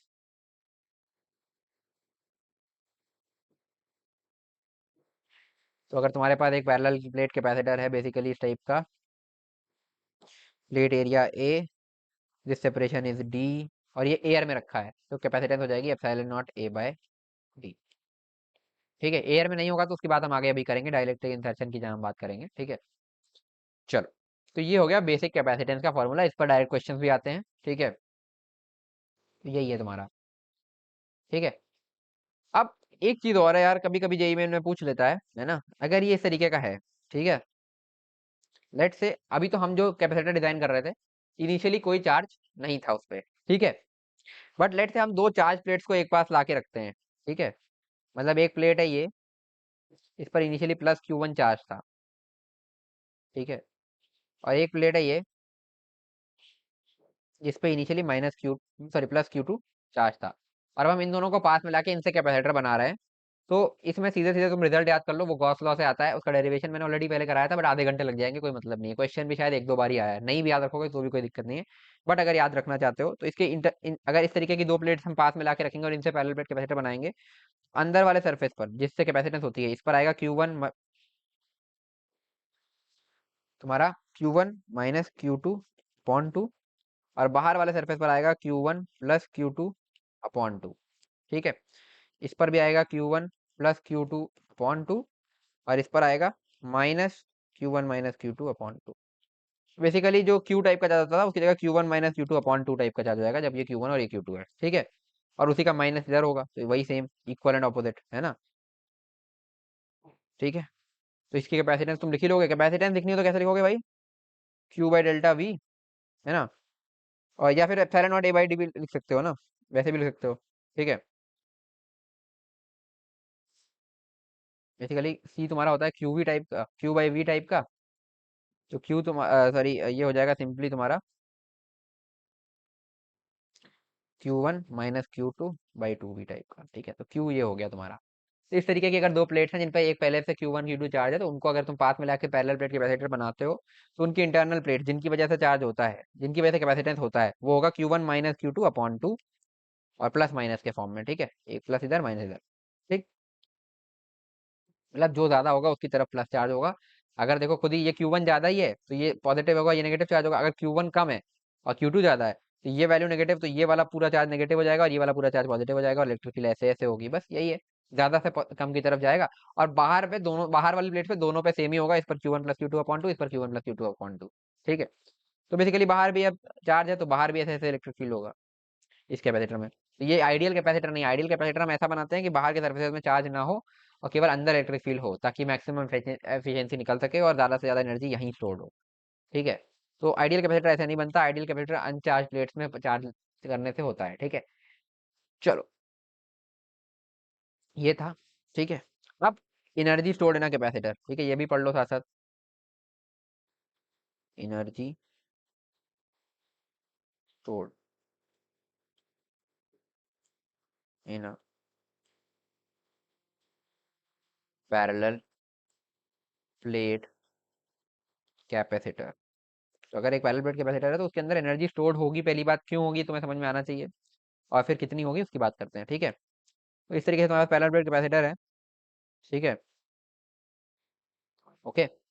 तो होगा क्या, लेट से प्लस क्यू चार्ज इस पर है, माइनस क्यू चार्ज इस पर है, अंदर अंदर इस तरीके से, तुम्हें पता ही है अब तो, है ना। बाकी इसके पैरामीटर सारे लिख सकते हो, जैसे ये सेपरेशन डी हो गया, प्लेट एरिया ए हो गया, capacitance epsilon naught A by D है, फिर लिख ही लोगे, ठीक है। तो होगा क्या, अब प्लस माइनस जैसे मैंने तुम्हें बताया, इस रीजन में इस तरीके से इलेक्ट्रिक फील्ड होगी। तो इलेक्ट्रिक फील्ड है तो इसमें एनर्जी स्टोरेज है ना, क्योंकि कोई भी इसमें चार्ज डालोगे तो वर्क डन होगा, वो सारी चीजें, है ना। तो एनर्जी स्टोर्ड है किसके फॉर्म में, इलेक्ट्रिक फील्ड के फॉर्म में। तो एनर्जी स्टोर्ड है तो एनर्जी स्टोर्ड कितनी है भाई, इसका डायरेक्ट फॉर्मूला तुम याद कर सकते हो। वैसे कंडक्टर के लिए, किसी भी कंडक्टर के लिए एनर्जी स्टोर्ड हम निकालते हैं तो वो आती है half epsilon not E square. एक मिनट, एक यार कुछ गड़बड़ हो रहा है, हाँ ठीक है। Half epsilon not E square होता है ये फॉर्मूला, इसका डेरिवेशन अच्छा खासा है, ठीक है। बट कोई जरूरत नहीं, अगर तुम्हें पढ़ना है तो तुम कैपेसिटर की जाके वीडियो देख सकते हो जेई एक्सप्रेस वे से। तो मुझे बता देना, तो मैं तुम्हें उस particular point with time stamp बता दूंगा कहाँ पर है। तो वो तुम डेरिवेशन देख सकते हो, बट इसकी जरूरत नहीं है, ठीक है। जब तुम ऐसा रखोगे तो यहाँ पर ई कितनी आएगी भाई, half epsilon not sigma by epsilon not, इसके बीच में, है ना। वो हम देख चुके ऊपर, ठीक है, का स्क्वायर। तो ये आएगा तुम्हारा half sigma square by epsilon naught, ठीक है। सिग्मा की वैल्यू रखेंगे तो ये लिखोगे हाफ, सिग्मा की वैल्यू लिखोगे Q square by A, Q by A का होल स्क्वायर, ऐसे लिख सकते हो, इंटू 1/एप्सिलॉन नॉट और बचेगा यहाँ पर, ठीक है। ये बनेगा तुम्हारा Q square by 2a epsilon naught, ठीक है, सही लिखा है मैंने। तो इसमें डी और मल्टीप्लाई होगा, half epsilon not E square तो पर यूनिट थिकनेस होता है, थिकनेस भी तो है इसकी डी, ठीक है। तो वो फॉर्मूले में देख लेना, तो एक डी और मल्टीप्लाई होगा ये, ठीक है, पूरे में। तो ये हो गया, जब डी मल्टीप्लाई करोगे तो ये आएगा तुम्हारा Q square by epsilon naught A by D, तो कैपेसिटेंस हो जाएगा Q2/2c। तो ये फॉर्मूला तुम्हें याद रखना होता है। तो energy stored in a capacitor क्या होगा भाई, हाफ Q2/c, ठीक है। अब कभी कभी देखो तुम्हें ये क्यू दिया है, अगर चार्ज दिया है कि प्लेट पे कितना चार्ज है और कैपेसिटेंस दिया है, तब तो तुम ये फॉर्मूला यूज कर सकते हो। बट कभी कभी चार्ज ना दे करके ना, पोटेंशियल डिफरेंस दे देता है, ये वाला प्लेट के बीच का पोटेंशियल डिफरेंस जो होगा वी नॉट टाइप का, वो दे देता है, और चार्ज नहीं देता और कैपेसिटेंस दे देता है, तब क्या करोगे भाई। तो जैसे हमने पढ़ा था कैपेसिटेंस का फॉर्मूला क्या होता था भाई, मतलब basically definition Q by V होती थी। तो क्यू की वैल्यू मैं सी वी रख सकता हूँ, है ना। तो अगर इस प्लेट के बीच में potential difference C V naught है, मतलब वी नॉट है, तो चार्ज कितना होगा भाई प्लेट पर, सी वी नॉट डायरेक्टली लिख सकता हूँ अगर मुझे पोटेंशियल डिफरेंस पता है तो, है ना। बस इसको इसमें पुट करो जरा, तो half into C square V naught square by C, C से ये सी कट जाएगा। तो एक फॉर्मूला और आएगा एनर्जी का यहाँ से, half C V naught square, ठीक है। तो एनर्जी के ये दोनों फॉर्मूले रट लो भाई, इस पे डायरेक्ट क्वेश्चन आते हैं। पहला है half Q square by C, दूसरा है half C V naught square, ये हो गया। ठीक है, जिसमें क्यू जो है वो प्लस क्यू माइनस क्यू इस तरीके का चार्ज होता है वो है, और वी नॉट यहाँ से यहाँ तक का पोटेंशियल डिफरेंस है, वी प्लस वी माइनस। तो वी नॉट तुम्हारा V plus minus V minus, दोनों में से कुछ भी दिया हो सकता है। और हाँ, जब दोनों में से एक दिया हो, जैसे वी नॉट गिवन है, तो ये चार्जेस को तुम सीधे सीधे ऐसे रिलेट कर सकते हो, Q equal to C V naught. तो अगर वी नॉट गिवन है तो तुम क्यू निकाल सकते हो, और क्यू गिवन है तो तुम वी नॉट निकाल सकते हो, कैपेसिटेंस गिवन है तो तुम्हारे पास कैपेसिटेंस तो होगी ही। तो अगर कैपेसिटेंस दी हुई है और तुम्हें चार्ज दे दिया तो तुम पोटेंशियल डिफरेंस निकाल सकते हो प्लेट्स के बीच का। और अगर कैपेसिटेंस है और पोटेंशियल डिफरेंस प्लेट्स के बीच दे दिया तो तुम चार्ज निकाल सकते हो। फिर तुम चाहे जो फॉर्मूला लगाओ, अब तुम्हारे लिए ये आसानी के लिए तुम दोनों मेमोराइज कर लो तो अच्छा है। तो तुम्हें चार्ज अगर जैसे वी नॉट दिया है और एनर्जी पूछा है तो तुम्हें क्यू निकालने की जरूरत ही नहीं, सीधे ये लगा दो। और अगर तुम्हें चार्ज दिया है और एनर्जी पूछा है तो तुम्हें वी नॉट निकालने की जरूरत नहीं, सीधा ये वाला फॉर्मूला लगा दो। ठीक है, ये दोनों फॉर्मूला याद रखो। और एक चीज और यहाँ पे ये ध्यान रखो कि अगर वी नॉट दिया है तो क्यू कैसे लिखेंगे, क्यू दिया है तो वी नॉट कैसे लिखेंगे, ये इस तरीके से रिलेट करेंगे। डन। तो तुम्हारा पैरेलल प्लेट कैपेसिटर आधे से ज्यादा यहाँ पर खत्म हो चुका है। ठीक है, इसके बाद तुम्हारा नेक्स्ट पार्ट होता है डायरेक्ट्रिक इंसर्शन का, कि इसके बीच में अगर हम डायरेक्ट्रिक इंसर्ट करते हैं तो क्या होगा। तो चलो यार आगे बढ़ते हैं, कुछ क्वेश्चंस देखते हैं। तो पहला क्वेश्चन है, the capacitor of capacitance C is charge to potential V. ठीक है भाई, flux of electric field through a close surface containing enclosing positive plate of capacitor. तो इस तरीके का कुछ होगा कैपेसिटर। देखो, ये हो गई तुम्हारी प्लेट्स, इस पर होगा तुम्हारा इस तरीके का प्लस क्यू चार्ज, है ना, और इस पर होगा तुम्हारा कुछ माइनस माइनस क्यू टाइप का चार्ज। अब ये कह रहा है कि एक हमें फ्लक्स बताना है एक ऐसे सरफेस के थ्रू जो कि एनक्लोज करता है पॉजिटिव प्लेट को। तो बेसिकली इस तरीके का कुछ सरफेस हो गया, है ना। तो गॉस लॉस अपने को पता है, फ्लक्स कितना होना चाहिए, Q N by epsilon naught, है ना। इनसाइड चार्ज कितना होगा, यही क्यू की वैल्यू निकालनी है। क्यू की वैल्यू क्या है, देखो कैपेसिटेंस सी है, पोटेंशियल वी है। तो अपने को पता है C equal to Q by V होता है, यानी कि क्यू तुम्हारा सी वी के बराबर हो जाएगा, है ना। ये क्यू चार्ज तुम्हें पता ही है कि जो है सी वी हो जाएगा, ये प्लस सी वी, ये माइनस सी वी। ठीक है, तो अभी इसके अंदर कितना है, प्लस सी वी, तो ये हो जाएगा सी वी बाय एप्सिलॉन नॉट। तो ऑप्शन बी तुम्हारा करेक्ट हो जाएगा। अच्छा, अगर एक चीज मैं तुम्हें इससे पूछना चाहूंगा कि अगर हमारा गॉसियन सरफेस ऐसा ना होकर के ऐसा बोलता कि पूरे कैपेसिटर को इनक्लोज कर रहा है, तब आंसर क्या होता। तो आई होप अगर तुम्हें यहाँ तक तुम्हें इसका सही आंसर तुमने निकाल लिया है, तो तुमने अभी तक जितना पढ़ा है, इलेक्ट्रोस्टैटिक्स भी अच्छे से समझा और इसको भी अच्छे से समझा है। ठीक है, तो देखो, अगर ये पूरा का पूरा सरफेस जो होगा जो पूरे कैपेसिटर को इनक्लोज करेगा, तो इसके अंदर टोटल चार्ज कितना हो जाएगा भाई, प्लस क्यू माइनस क्यू, तो नेट चार्ज जीरो हो जाएगा। तो अगर कोई ऐसा सरफेस है जो पूरे दोनों प्लेट्स को एक साथ इनक्लोज कर रहा है, तो उसके लिए तुम्हारा फ्लक्स हो जाएगा जीरो, क्योंकि क्यू इन हो जाएगा जीरो। ठीक है, चलो भाई, नेक्स्ट क्वेश्चन। नेक्स्ट क्वेश्चन तुम्हारा ये रहा। ठीक है, given below are two statements, one is labelled assertion, other is reason. ठीक है, two metallic spheres are charge to same potential, दो स्फीयर्स है, दोनों को सेम पोटेंशियल पे चार्ज किया, one of them is hollow and another is solid. Okay, no problem, and both have same radii. ठीक है, solid sphere will have large lower charge than hollow one. तो ठीक है, two metallic sphere charge to same potential, तो दो metallic spheres हैं, है ना, एक हॉलो एक सॉलिड, है ना। तो इसको भी ऐसे कुछ प्लस क्यू चार्ज से चार्ज कर दिया, और इसको भी तुमने प्लस क्यू चार्ज से चार्ज कर दिया, मेरे ख्याल समझ में आ रहा होगा, है ना। तो ये बताओ, ये बोल रहा है कि क्या सॉलिड स्फीयर का जो चार्ज है वो हॉलो से कम होगा, सेम पोटेंशियल से चार्ज किया बेसिकली, है ना। तो चार्ज कंपेयर करना है, अगर पोटेंशियल सेम है तो देखो इनसाइड पॉइंट्स की हम बात नहीं कर रहे, बाहर के किसी भी पॉइंट के लिए दोनों ही पॉइंट चार्ज की तरह बिहेव करते हैं। ठीक है, तो क्या दोनों पर चार्ज सेम होगा, होगा। ठीक है, तो क्या बोल रहा है, one of them is hollow and another is solid, both have same radius, solid sphere will have lower charge than hollow one, ऐसा कुछ नहीं है। तो दोनों पे सेम चार्ज होगा अगर पोटेंशियल सेम है तो, समझ रहे हो बात को। बाकी अंदर का पोटेंशियल दोनों का डिफरेंट है, जिसकी बात हम इलेक्ट्रोस्टैटिक्स ऑलरेडी कर चुके हैं। अगली बात, capacitance of metallic spheres depend on radii of sphere. ठीक है, ये देखो, पोटेंशियल क्या होता है बाहर के पॉइंट से अगर मैं लिखना चाहूँ तो Q upon four pi epsilon naught R होता है, ये हो गया। तो कैपेसिटेंस क्या होगा, क्यू अपॉन वी, यानी कि Q upon four pi epsilon naught R, यानी कि four pi epsilon naught R, ये हम लोग ऑलरेडी बात कर चुके हैं थ्योरी में भी। तो ये केवल आर पर डिपेंड कर रहा है, तो रेडियाई पर डिपेंड करता है, सही बात है। तो आर सही है, ए फॉल्स है, तो हमारा ऑप्शन सी यहाँ पर करेक्ट हो जाएगा, A is false but R is true. Done भाई, नेक्स्ट क्वेश्चन, यूनिट डायमेंशन का क्वेश्चन। अब यूनिट डायमेंशन वैसे तो अलग से चैप्टर है, बट अब तुम देखो ये सारे क्वेश्चन अपने आप कर सकते हो, यूनिट डायमेंशन में ज्यादा कुछ पढ़ने का इसलिए बचता नहीं है, वो तुम्हारा जैसे तुम लोग बोल रहे हो ना सिलेबस का दिक्कत नहीं आएगा। यूनिट डायमेंशन हम किसी भी दिन मतलब संडे को कोई ले लेंगे, और वो 2-3 घंटे की वीडियो में हो जाएगा एक ही बार में। ठीक है, अब ये देखो, कैपेसिटेंस ये वो सबकी ये दिया है, और क्या कहते हैं यहाँ पे यूनिट दिया है, तो मैच करना है अपने को। चलो कैपेसिटेंस से शुरू करते हैं। तो अब देखो तुम्हें यहाँ पे क्या क्या दिख रहा है, मास, लेंथ, टाइम और करंट की यूनिट एम्पियर, तो इन्हीं में हमें कुछ ना कुछ खेल करना है। ठीक है भाई, कैपेसिटेंस क्या होता है, क्यू बाय वी होता है, अब ये बताओ, ये क्यू को हम एम्पियर में कैसे लाएं? एम्पियर तो करंट की यूनिट है, एम्पियर करंट की है, और करंट क्या होता है? D Q by D T या delta Q by delta T, है ना? तो यहाँ से हम D Q is equal to I D T लिख सकते हैं, है ना? यानी कि जो चार्ज है वो आई इंटू टी टाइप का होता है ना? तो एम्पियर इंटू टाइम, ठीक है, इस टाइप का चार्ज बन जाएगा। तो यही पे लिख लेते हैं एम्पियर इंटू टाइम अपॉन, इस v को कैसे करें भाई, है ना? v को हम ऐसे लिख सकते हैं, E bar dot D R bar, है ना? ऐसा ई डॉट डी आर होता है, तो इलेक्ट्रिक फील्ड की यूनिट, है ना, इंटू आर की यूनिट क्या हो जाएगी भाई? लेंथ, ठीक है। अब बस फंस रहा है ये इलेक्ट्रिक फील्ड की यूनिट कहाँ से लाएं? हमें इसको चाहिए मास टाइम, जो ये चार दिए हुए हैं इनके कुछ टर्म में। तो देखो, हम किसी भी यहाँ पे हम इसको एक काम करते हैं, फोर्स से रिलेट करने की कोशिश करते हैं। तो फोर्स क्या होता है भाई? क्यू इंटू ई होता है। तो इलेक्ट्रिक फील्ड तुम्हारा सिंपली फोर्स अपॉन चार्ज हो जाएगा, है ना? फोर्स की यूनिट हो गई न्यूटन, यानी मास इंटू एक्सेलरेशन, है ना? मास इंटू एक्सेलरेशन की यूनिट क्या होगी भाई? एक्सेलरेशन मीटर पर सेकंड स्क्वायर, यानी कि मीटर टाइम की पावर -2। समझ में आया बात को कैसे किया ये? मीटर पर सेकंड स्क्वायर, तो सेकंड मतलब टाइम की यूनिट -2 अपॉन, ये फोर्थ यूनिट हमने लिख लिया, क्यू नीचे हो जाएगा, फिर वही जैसे यहाँ पे लिखा था एम्पियर इंटू टाइम, ठीक है? तो ये हो जाएगा तुम्हारा एम्पियर इंटू टाइम अपॉन ई की यूनिट हो जाएगी mlt की पावर -2 अपॉन at, और ये l।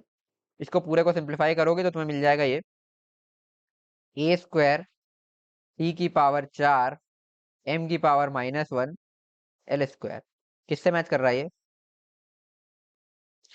ए स्क्वायर टी की पावर 4 एल की पावर -2 एम की पावर -1, एल की पावर -2, हाँ ये -2 है ना, ये नीचे से दोनों एल, ठीक है। तो ये फर्स्ट का तो ए का 3 हो जाएगा। तो ये दोनों ऑप्शन तो पहले ही डिस्कार्ड हो गए भाई, सी और डी ऑप्शन। इन दोनों में से कोई एक होगा। अब देखो यहीं पे समझ में आना चाहिए कि तुम्हें क्या सॉल्व करना है। इलेक्ट्रिक फील्ड सॉल्व करने से कोई फायदा होगा क्या? देखो दोनों ही ऑप्शन में वन ही है, तो इलेक्ट्रिक फील्ड से फायदा नहीं होगा। अब इन दोनों में से एक सॉल्व करेंगे। म्यू नॉट अभी तुम्हें पता नहीं है क्योंकि वो मैग्नेटिक्स में आएगा, बट एप्सिलॉन नॉट पता है, तो एप्सिलॉन नॉट सॉल्व कर लेते हैं भाई, है ना? एप्सिलॉन नॉट के लिए क्या करें? देखो, हम ऐसे लिख सकते हैं ना कि जो तुम्हारा वो होता है इलेक्ट्रिक फील्ड होता है, वो basically Q upon 4 pi epsilon naught R होता है। तो एप्सिलॉन नॉट की वैल्यू हम लिख सकते हैं क्यू अपॉन 4 पाई आर ई, है ना? इसकी यूनिट लिखना चाहेंगे तो देखो, ऊपर क्यू की हम लिख देंगे ए इंटू टी, अगेन जैसे ऊपर लिखा था, ठीक है। बाकी 4 पाई की यूनिट है नहीं, आर की यूनिट हो जाएगी एल, और ई की यूनिट हम जो यहाँ पे हमने लिखी थी, कहाँ गई? अभी हमने लिखी थी ना, ये वाली, है ना? यही लिखेंगे mlt की पावर -2, और a और t इसका यहाँ पे ऊपर स्क्वायर कर दिया, ये at सीधा ऊपर वाले at से मल्टीप्लाई करके a स्क्वायर टी स्क्वायर लिख दिया, ठीक है। तो ये सिंपली तुम्हारा हो जाएगा a स्क्वायर t की पावर -4, सॉरी t की पावर 4, है ना, l की पावर -2 m की पावर -1। तो ये हो जाएगा तुम्हारा m की पावर -1, a स्क्वायर होना चाहिए पहले, ये को यहीं तक क्लियर हो गया यार, a स्क्वायर होना चाहिए। अब देखो ऑप्शंस क्या क्या है तुम्हारे पास एप्सिलॉन नॉट के, एक तो 2 है, एक 4 है। 2 में तुम्हारा ए स्क्वायर है, 4 में तुम्हारा ए की पावर -2, ये तो हो ही नहीं सकता, तो यहीं से तुम्हें आंसर दिख जाना चाहिए कि ए ऑप्शन ही सही है। बी का आंसर 2 ही होगा, बाकी अब मैच कर लो, वही है ए स्क्वायर टी की पावर 4 एल की पावर -2, नहीं -2 नहीं, एक यहाँ पे हम कुछ मिस कर रहे हैं। हाँ, एल इंटू ये वाला जो है एम एल टी,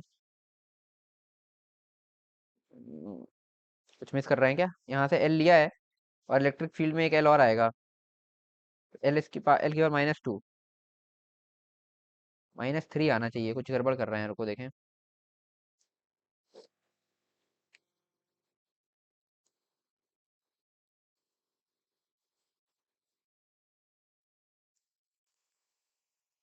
अच्छा हाँ, ये आर स्क्वायर होगा ना, सॉरी वही तो यार, पोटेंशियल थोड़ी है।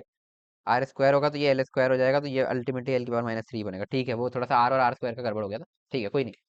तो ये ए ऑप्शन तुम्हारा, मतलब ए ऑप्शन एकदम करेक्ट हो जाएगा, ठीक है। तो इस तरीके से इसको कर सकते थे। नेक्स्ट क्वेश्चन, बस देखना होता है यूनिट डायमेंशन में कि रिलेट कैसे करना है। चलो, the distance between two plates of capacitor is D, capacitance is C1, ठीक है। तो एक कैपेसिटर पहले बना लेते हैं भाई। इस तरीके का तुम्हारा कैपेसिटर है, इसके बीच का डिस्टेंस है डी, कैपेसिटेंस है C1, ठीक है भाई। व्हेन एयर इन मीडियम, ठीक है। If metal sheet of thickness this 2d/3, एक 2d/3 थिकनेस का मेटल शीट इसके अंदर हमने डाल दिया है, तो कैपेसिटेंस क्या होगी? वो C2 हो जाएगी, C2/C1 बताना है। तो 2d/3 कहीं पर डाल दो ऐसे, इस तरीके से, है ना? तो लेट से ये डाल दिया हमने, ये कहीं भी डाल सकते थे, है ना? मैंने बीच में डाल दिया, ठीक है।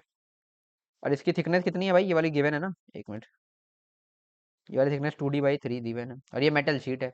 मेटल शीट है मतलब इसके अंदर कोई इलेक्ट्रिक फील्ड नहीं होगा, ठीक है। अब पहले क्या था, जब ये शीट नहीं था तो इस पर कुछ प्लस क्यू चार्ज रहा होगा, इस पर माइनस क्यू चार्ज रहा होगा, जिसकी वजह से इसमें पूरे में फील्ड रही होगी। बट अब क्या हुआ, हमने शीट डाल दी तो अब फील्ड किस में रीजन में बची, केवल इस वाले रीजन में और इस वाले रीजन में, बीच के रीजन में फील्ड नहीं होगी क्योंकि मेटल प्लेट है। ठीक है भाई। तो अब क्या होगा बेसिकली, इस तरीके की फील्ड रही ऐसे, और यहाँ पे फील्ड रही। ठीक है। इस मेटल शीट पर इस साइड पर आएगा माइनस क्यू चार्ज, और इस साइड पर आएगा माइनस प्लस क्यू चार्ज। यही तुम्हें समझना था। अगर ऐसा होगा तो अब ये मेटेलिक शीट का अपना ओवरऑल चार्ज न्यूट्रल है ना, और ये प्लस क्यू इस पर इस तरीके से इंड्यूस हो गया। ठीक है, यही होता है। ये क्यों हुआ, क्योंकि दोनों को न्यूट्रल होना चाहिए और ये electric field sigma bye 2 epsilon not constant होनी चाहिए, तो बस यही हो गया। ठीक है, इस तरीके से। तो अभी तुम इतना समझ लो, अगर नहीं भी समझ में आ रहा है, इसका एक रीजन होता है, इसको हम और डिटेल में गॉस लॉ वगैरह से प्रूव करते है ना, बट वो हमने नहीं करा है क्योंकि टाइम नहीं है। ऐसे शीट इंसर्ट करें तो इसी तरीके से तुम चार्ज लिख सकते हो। अभी डायरेक्ट्रिक इंसर्ट करेंगे, उस पर मैं तुम्हें चार्ज लिखना सिखाऊंगा, तो मुझे मेरे ख्याल से ये क्वेश्चन उसके बाद कराना चाहिए था, तो वो कर लोगे तो तुम्हें समझ में आ जाएगा। ठीक है, अभी ये तो खैर एयर में ही डाला है, कोई दिक्कत नहीं। इस तरीके का हो गया। अब बस फर्क क्या पड़ा भाई, देखो इलेक्ट्रिक फील्ड वही है, ये कितनी है भाई, सिग्मा बाय एप्सिलॉन नॉट की इलेक्ट्रिक फील्ड नेट इस रीजन में, और इसमें भी सिग्मा बाय एप्सिलॉन नॉट है। तो जो C1 था वो था तुम्हारा एप्सिलॉन नॉट A/D। ठीक है। C2 के लिए क्या है भाई, हो जाएगा तुम्हारा बेसिकली, पहले तो ये पोटेंशियल डिफरेंस लिखते हैं। ठीक है, पोटेंशियल डिफरेंस जो हो जाएगा डेल्टा भी हो जाएगा, E bar dot D R bar होता है ना, इलेक्ट्रिक फील्ड होगी तो सिग्मा बाय एप्सिलॉन नॉट, है ना, इंटीग्रेशन डी आर। बट अब ये जो डी आर का इंटीग्रेशन है, पहले देखो पूरे में इलेक्ट्रिक फील्ड थी, पूरे डी में थी, बट अब 2D/3 इस शीट ने खा लिया, तो अब कितने में इलेक्ट्रिक फील्ड बची, D/3 में। इसको करोगे इंटीग्रेट, जीरो से D/3 भी बोल सकते हो, या तुम कोई भी पोजीशन जो भी लेते हैं भाई, अगर ये कुछ पोजीशन ये कुछ पोजीशन, तो D/3 बेसिकली थिकनेस आती है, तो ये तुम बोल सकते हो sigma by epsilon not into D/3। ठीक है, ये हो गया। जब तुम इससे सॉल्व करोगे तो ये हो जाएगा कितना, सिग्मा की वैल्यू रख दो, Q/D/A एप्सिलॉन नॉट, ये 3 हो जाएगा। तो कैपेसिटेंस लिखोगे तो हो जाएगा 3A एप्सिलॉन नॉट/D, है ना। इससे ये तो क्यू नहीं, ये तुमने V निकाला है डेल्टा V, इससे तुमने C लिखा तो 3A एप्सिलॉन नॉट/D, और ये एप्सिलॉन नॉट A/D था, तो C2/C1 करोगे तो 3:1 आंसर आ जाएगा। तो यही तुम्हारा ऑप्शन बी करेक्ट हो जाएगा। बस समझने वाली बात ये थी कि अब जो है पहले डी पूरी थिकनेस में फील्ड थी, अब D/3 में ही बची। चलो भाई, बाकी ये जो charges minus Q plus Q I, अभी तुम ऐसे समझ लो कि न्यूट्रल चार्ज रहना था, है ना, और सेम चार्जेस इस पर इंड्यूस हो गए, क्यों हुए वो मैं तुम्हें अभी आगे क्या कहते हैं, जब हम डायरेक्ट्रिक पढ़ेंगे तो वहां पर आएगा। ठीक है, चलो नेक्स्ट क्वेश्चन। बोल रहा है two identical thin metal plates have charge Q1 Q2 respectively, Q1 Q2 से ज्यादा है, उनको एक साथ पास में लाए to form a parallel plate capacitor और capacitance, potential difference between them is. ठीक है भाई। तो मैंने अभी तुम्हें बताया था कि अगर इस तरीके का Q1 Q2 वाली फील्ड होगी, मतलब इस तरीके की प्लेट्स को हम पास लगा के कैपेसिटर बनाएंगे, तो अंदर वाली प्लेट पर इस पर चार्ज आएगा Q1 माइनस Q2/2, और इस पर आएगा माइनस Q1 माइनस Q2/2। तो बेसिकली ये हो गया चार्ज। तो चार्ज हमने लिख लिया, तो पोटेंशियल डिफरेंस बोल रहा है। तो देखो जो कैपेसिटर के लिए जो अगर पोटेंशियल डिफरेंस लिखते हैं हम, तो लिखते हैं Q0 = CV0, इस तरीके का लिखते हैं। तो V0 = Q0/C, है ना, Q0 की जगह हम ये रख देंगे Q1 minus Q2/2, Q1 minus Q2/2C। ये तुम्हारा आंसर हो जाना चाहिए, तो ऑप्शन सी तुम्हारा करेक्ट हो जाएगा। बेसिकली चार्ज बाई सी वही है। चलो भाई, ठीक है। अब ये क्वेश्चन देखो, इसमें बोल रहा है electron with kinetic energy K1 enters between parallel plate of capacitor eight an angle alpha with plates. तो एक काम करते हैं, इसको हम हॉरिजॉन्टल बना लेते हैं तो ज्यादा आसानी से समझ में आएगा। तो ये हमने पैरेलल प्लेट कैपेसिटर हॉरिजॉन्टल बना लिया अब की बार। ठीक है, क्यों किया ऐसा, क्योंकि देखो ये बोल रहा है कि electron at an angle alpha यहाँ से एंटर कर रहा है, तो इलेक्ट्रॉन इस तरीके से at an angle alpha K1 kinetic energy के साथ एंटर कर रहा है ना, K1 काइनेटिक एनर्जी के साथ। और लेट से मैं बोल दे रहा हूँ इसकी वेलोसिटी यहाँ पर, ये जो स्पीड है ये कुछ u टाइप की है। ओके, ये u कितना है अभी हमें मालूम नहीं है, बट हमें K1 मालूम है। ठीक है, कि वो मतलब K1 बताया हुआ है।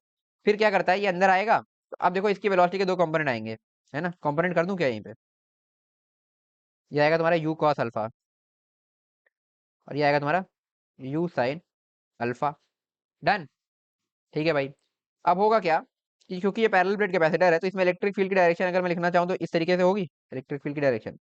तो u cos अल्फा जो है, इसमें क्या कोई चेंज आएगा, नहीं, क्योंकि देखो इलेक्ट्रिक फील्ड के परपेंडिकुलर ही डायरेक्शन, तो कोई एक्सेलरेशन नहीं है, कोई फोर्स नहीं, कोई एक्सेलरेशन नहीं है, तो ये u cos अल्फा तो ऐसे का ऐसा ही रहेगा।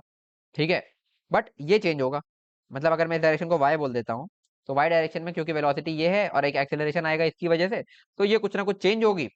उसके बाद ये बाहर निकलेगा, और अब ये कह रहा है जब ये बाहर निकलेगा, लेट से यहाँ पे बाहर निकला, कुछ वेलोसिटी इसकी फिर से ऐसे होगी, लेट से v, और अब की बारी एंगल बीटा बना रहा है विद द हॉरिजॉन्टल, ये यहाँ पे लिखा हुआ है, ऐसी काइनेटिक एनर्जी है k2। तो तुमसे बोल रहा है k1/k2 निकालना है। ठीक है भाई, k1/k2। तो k1 क्या होगा भाई, सिंपली पहले तो लिख लो, लेट से इसका मास m था इलेक्ट्रॉन का, half m you square upon, finally क्या हो गया, हाफ m v स्क्वायर। ये कैसे किया, देखो u इनिशियल, ये u है और इसके कंपोनेंट है ये, ठीक है, और ये v है, इसके कंपोनेंट होंगे v cos beta v sin beta, ठीक है। तो बस ये नेट वेलोसिटी तो v और u ही है ना, तो ये half m u square by half m v square, ठीक है, ये हो गया। तो ये simply u square by v square बोल सकता हूँ मैं। ठीक है, ठीक है भाई, इसको रख लेते हैं। अब देखो मैंने क्या बोला, इसके कंपोनेंट करना जरा, इधर आएगा v cos बीटा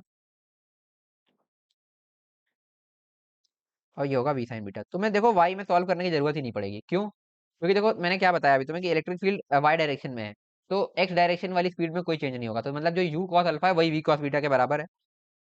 जैसे प्रोजेक्टाइल में भी तुमने देखा है उसी टाइप का हो जाएगा, u cos alpha equal to v cos beta type का। तो u बाई v की वैल्यू क्या हो जाएगी भाई, cos beta upon cos alpha. तो हमें क्या चाहिए था, u square by V square, तो इसी को स्क्वायर कर दो भाई, तो ये हो जाएगा cos square beta upon cos square alpha. ठीक है, u बाई वी अगर cos beta by cos alpha है, तो u square by V square cos square beta by cos square alpha हो जाएगा। ऑप्शन है तुम्हारा करेक्ट हो जाएगा। इस तरीके के क्वेश्चंस पहले आया करते थे भाई, थोड़ा सा काइनेमेटिक्स मिला दिया, बट आप देखो सीधे सीधे क्वेश्चन आते हैं, मतलब मिक्सिंग ऑफ चैप्टर्स तुम्हें जेई मेन में बहुत कम दिखेगा 2023 के बाद से, स्पेशली 22 तक कम हो गया था, 22 में मतलब इतना नहीं था, 20-21 में ज्यादा ही था, 22 में थोड़ा मॉडरेट था, 23 से तो बिल्कुल हटा दिया, यही हाल है। चलो भाई, अब ये क्वेश्चन जो है गलती से यहाँ पर आ गया है, जब मैं डायरेक्ट्रिक वाला पढ़ा दूंगा ना, डायरेक्ट्रिक और कॉम्बिनेशन ऑफ कैपेसिटर दोनों पढ़ने के बाद तुम इसको कर पाओगे। तो अभी छोड़ देते हैं, उसके बाद तुम इसको ट्राई कर लेना। वैसे इस तरह के क्वेश्चन अब जेई मेन में आते भी नहीं, अच्छा क्वेश्चन है, एडवांस लेवल थोड़ा सा है, ठीक है, थोड़ा ठीक ठाक क्वेश्चन है।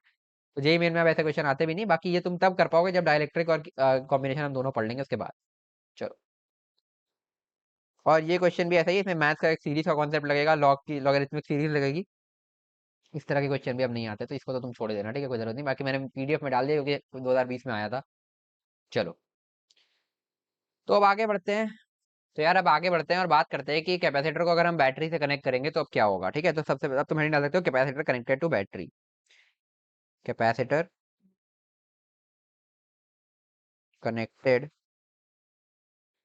To battery. तो ये समझने से पहले के लिए हमें सबसे पहले समझना पड़ेगा कि बैटरी होती क्या है भाई, है ना, तो समझते हैं पहले बैटरी को। ठीक है, तो देखो बैटरी को रिप्रेजेंट किया जाता है सर्किट में इस तरीके से, ये, ठीक है। तो ये होता है बैटरी का पॉजिटिव टर्मिनल, ये होता है नेगेटिव टर्मिनल, ठीक है। और इस बैटरी की अगर वोल्टेज वी नॉट है, इसका मतलब है कि ये पोटेंशियल डिफरेंस प्रोवाइड कर रही है, यानी कि अगर इस सर्किट के इधर का कोई पॉइंट लूंगा, इधर का कोई पॉइंट है, लेट से अगर ये कुछ पोटेंशियल क्या कहते हैं 10 पर है ना, ये वाला पॉइंट का पोटेंशियल होगा 10 प्लस वी नॉट, यानी कि 10 पर था प्लस उसमें वी नॉट का गेन आ गया। तो ये बेसिकली पोटेंशियल डिफरेंस प्रोवाइड करता है, अगर ये पॉइंट 0 पर होता तो ये वी नॉट पर होता, ठीक है। तो ये बेसिकली पोटेंशियल डिफरेंस प्रोवाइड करता है, ये हायर एंड है, ये लोअर एंड है, मतलब यहाँ से यहाँ जाने में वी नॉट का पोटेंशियल बढ़ गया, यहाँ से यहाँ जाने में, ठीक है। तो बैटरी का काम क्या होता है, प्रोवाइड्स पोटेंशियल डिफरेंस, है ना, प्रोवाइड्स पोटेंशियल डिफरेंस, अभी इतना समझ लो। क्यों करता है, इसके पीछे इसकी केमिस्ट्री होती है, उस पर हमें नहीं जाना है, ठीक है, कि क्यों ये पोटेंशियल डिफरेंस प्रोवाइड करता है, बस इतना समझ लो कि बैटरी पोटेंशियल डिफरेंस प्रोवाइड करता है। तो बेसिकली ये तो जो हमने बनाया ये सेल था, अगर इस तरीके से एक इस तरीके का बनाया तो ये है सेल, और अगर ऐसा बनाए plus minus plus minus plus minus, दो तीन सेल को ऐसे कनेक्ट कर दिया plus minus plus minus plus minus तरीके से, ये हो जाती है तुम्हारी बैटरी का कॉम्बिनेशन ऑफ सेल्स, है ना, ठीक है, ये हो गया। अब अगर इस बैटरी को हम कैपेसिटर से कनेक्ट कर दें तो भाई क्या होगा, समझते हैं इसको। ये था तुम्हारा पैरेलल प्लेट कैपेसिटर एक, ठीक है, ये है। अब लेट से ये इनिशियली अनचार्ज है, ठीक है, कुछ भी नहीं है इसमें, बस पैरेलल प्लेट कैपेसिटर हमने इसे ला के रख दिया है, ठीक है। और इसको अब हम एक कनेक्ट करने जा रहे हैं बैटरी से, है ना, इस तरीके की, इसकी लेट से वी नॉट टाइप की कुछ रेटिंग है ना, इस तरीके से। यार थोड़ा सा कायदे से बनाते हैं ना, ऐसे मज़ा नहीं आएगा।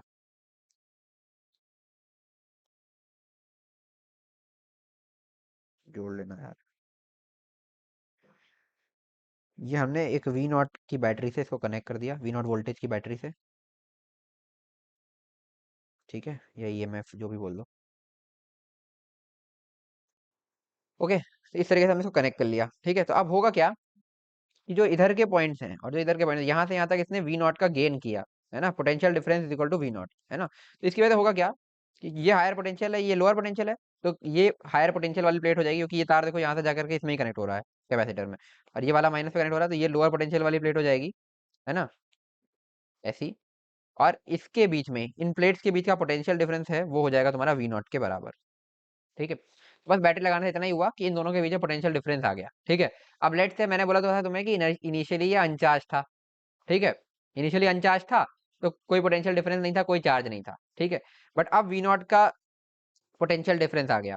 ठीक है, बैटरी लगाते ही तो वी नॉट का पोटेंशियल डिफरेंस आ गया। अगर इस कैपेसिटर की कैपेसिटेंस सी है, तो अब तुम खुद ही बताओ कि क्या इस पर अंदर ऐसे कुछ चार्ज नहीं आ जाएगा? आ जाएगा। क्या तुम इस चार्ज की वैल्यू लिख सकते हो? बिल्कुल लिख सकते हो, कैपेसिटेंस इनटू वी नॉट, तो सी वी नॉट टाइप का चार्ज इसमें आ गया। बट इनिशियली तो चार्ज था नहीं, तो बैटरी लगाने के बाद आया। तो बेसिकली होगा क्या, बैटरी लगाते ही इस पर सी वी नॉट का चार्ज आया है, तो वो इस तरीके से सी वी नॉट का चार्ज इस पे फ्लो करते हुए आया होगा। कहाँ से आया होगा? इस बैटरी से आया होगा। और ये अल्टीमेटली इस बैटरी को कौन ने ला के दिया होगा? ये इस प्लेट से निकल करके आया होगा। इस तरीके से तुम्हारा सर्किट कंप्लीट होगा। तो सी वी नॉट चार्ज तुम्हारा बेसिकली बैटरी लगाते, क्योंकि बैटरी लगाते ही पोटेंशियल डिफरेंस आया, पोटेंशियल डिफरेंस से क्या हुआ, ये जो हम बेसिकली कैपेसिटर बनाने के लिए कर रहे थे ना, चार्ज को इधर से उठा के उधर रख रहे थे, तो ये पोटेंशियल डिफरेंस की वजह से अब ये अपने आप इस वायर के थ्रू चार्ज इस प्लेट से सी वी नॉट चार्ज निकलेगा, जिसकी वजह से इस पे minus C V naught charge आ जाएगा, है ना, इस वाले एंड पर। और ये चार्ज घूम करके जाएगा कितना, कहाँ जाएगा, ये यहाँ पर आएगा, इस प्लेट पर अपीयर हो जाएगा प्लस सी वी नॉट। तो वही plus minus C V naught charge इस पे अपीयर हो जाएगा, क्योंकि हमने बैटरी लगाई, बैटरी लगाने से पोटेंशियल डिफरेंस जनरेट हुआ था, तो सर्किट में ये सी वी नॉट घूम जाएगा। बट ये कैसे होगा, देखो, जब बैटरी हमने नहीं लगाई थी तब तक तो ये स्टैटिक पड़ा हुआ था, इसमें कोई दिक्कत नहीं थी, दोनों प्लेट आसपास रखी थी, कोई चार्ज वार्ज नहीं था। ठीक है, जैसे ही बैटरी लगाई, within seconds, within milliseconds बोलना चाहिए, ये काम होता है कि ये battery up to C V naught charge हो जाएगी। मतलब 100% कैपेसिटर कभी चार्ज नहीं होता, है ना, बट सीवी नॉट तो मतलब 99.99999% तुम्हारा चार्ज हो जाएगा। 100% नहीं होगा, ये हम तब मैं तुम्हें डिटेल में बताऊंगा जब हम इसको पढ़ेंगे ट्रांजिएंट स्टेट के बारे में। तो होगा क्या, लेट से पहले बैटरी नहीं थी, फिर मैंने टी इक्वल टू 0 पर इसमें बैटरी लगाई। ठीक है, तो हमने इसको क्या किया, बैटरी लगाई, है ना, इस तरीके से। या तुम इसको ऐसे भी समझ सकते हो, चलो थोड़ा सा और बेटर क्लैरिटी आएगी तुम्हें इससे, कि पार्ट इस तरीके से कि लेट से पहले जो है ये स्विच टूटा हुआ था, मतलब ये स्विच हमने यहाँ पर एक स्विच लगाया, बट स्विच क्लोज नहीं था, ओपन था। ठीक है, ओपन था और इस पे जीरो चार्ज था। ठीक है, जब तक जीरो चार्ज था तब तक कोई दिक्कत, जैसे ही स्विच हमने क्लोज किया, है ना, तो इसमें वही सीवी नॉट चार्ज फ्लो कर गया इस तरीके से, क्योंकि पोटेंशियल डिफरेंस आ गया था, है ना। तो जैसे ही हमने स्विच क्लोज किया, ये चार्ज फ्लो कर गया, और ये विद इन सेकंड्स हो गया। और जैसे ही ये चार्ज हो गया, जैसे ये प्लस माइनस सीवी नॉट इस पर अपीयर हो गया, फिर कोई चार्ज फ्लो नहीं होगा, फिर यहाँ पर कोई चार्ज फ्लो नहीं होगा, क्योंकि वो अपने आप फ्लो करके जा चुका, यहाँ पर अपीयर हो चुका। अब कंटिन्यूसली थोड़ी फ्लो होता रहेगा, बस यहाँ पर चार्ज का फ्लो रुक जाएगा, मतलब विद इन सेकेंड तुम्हारा ये चार्ज इस पे अपीयर हो जाएगा, उसका चार्ज फ्लो रुक जाएगा। ठीक है, तो टी इक्वल टू 0 पर हमने स्विच क्लोज किया। हाँ, तो यार देखो, जैसे टी इक्वल टू 0 पर हमने स्विच क्लोज किया, है ना, तो होगा क्या, potential difference of V naught is established between plates of capacitor, है ना। तो potential difference of V naught यहाँ से आ गया, जिसकी वजह से होगा क्या, पोटेंशियल डिफरेंस आते ही, है ना, charge C V naught flows from low potential plate to high, है ना, वो तुम्हें दिख ही रहा है, ये सर्किट के अंदर इस तरीके से लो से हाई की तरफ सी वी नॉट फ्लो हो गया। ठीक है, ये टी इक्वल टू 2 से लेकर के टी इक्वल टू इनफाइनाइट तक चलता रहेगा, मतलब चार्जिंग कभी खत्म नहीं होती कैपेसिटर की, है ना। तो मतलब ये चार्जिंग चलती रहेगी, बट क्या ये चार्ज सीवी नॉट पूरे टाइम फ्लो होता रहेगा? नहीं, मतलब सीवी नॉट का 99.9999% तुम्हारा विद इन सेकेंड एक वैल्यू होती है T equal to type T equal to tau C, यानी कि टाइम कांस्टेंट ऑफ कैपेसिटर। ठीक है, टाइम कांस्टेंट, है ना, क्योंकि बहुत छोटी वैल्यू होती है, मतलब बहुत छोटे, बहुत एक सेकंड से भी कम, इसमें तुम्हारा ये कैपेसिटर चार्ज हो जाता है। ठीक है, इतने में तुम्हारा कैपेसिटर 99.999% चार्ज हो जाता है। ठीक है, मतलब ऐसे ही फाइनेट से लगा लो। बट अब जो हल्का सा चार्ज बचता है वो हमेशा धीरे धीरे धीरे धीरे चार्ज होता रहता है। वो क्यों होता है, इसकी हम बात करेंगे जब ट्रांजिएंट स्टेट ऑफ कैपेसिटर पढ़ेंगे करंट इलेक्ट्रिसिटी के टाइम पे। ठीक है, ये है, हम बेसिकली यही मानते हैं कि उसके बाद फिर जो है, सबसे पहले टी इक्वल टू 0 आया, है ना, जब जस्ट क्लोज किया है। जब जस्ट क्लोज नहीं किया, मतलब जब ये स्विच क्लोज नहीं था, T equal to 0 just close करते ही पूरा चार्ज फ्लो करेगा, है ना। तो इसमें चार्ज इस तरीके से सीवी नॉट फ्लो करेगा। ठीक है ना।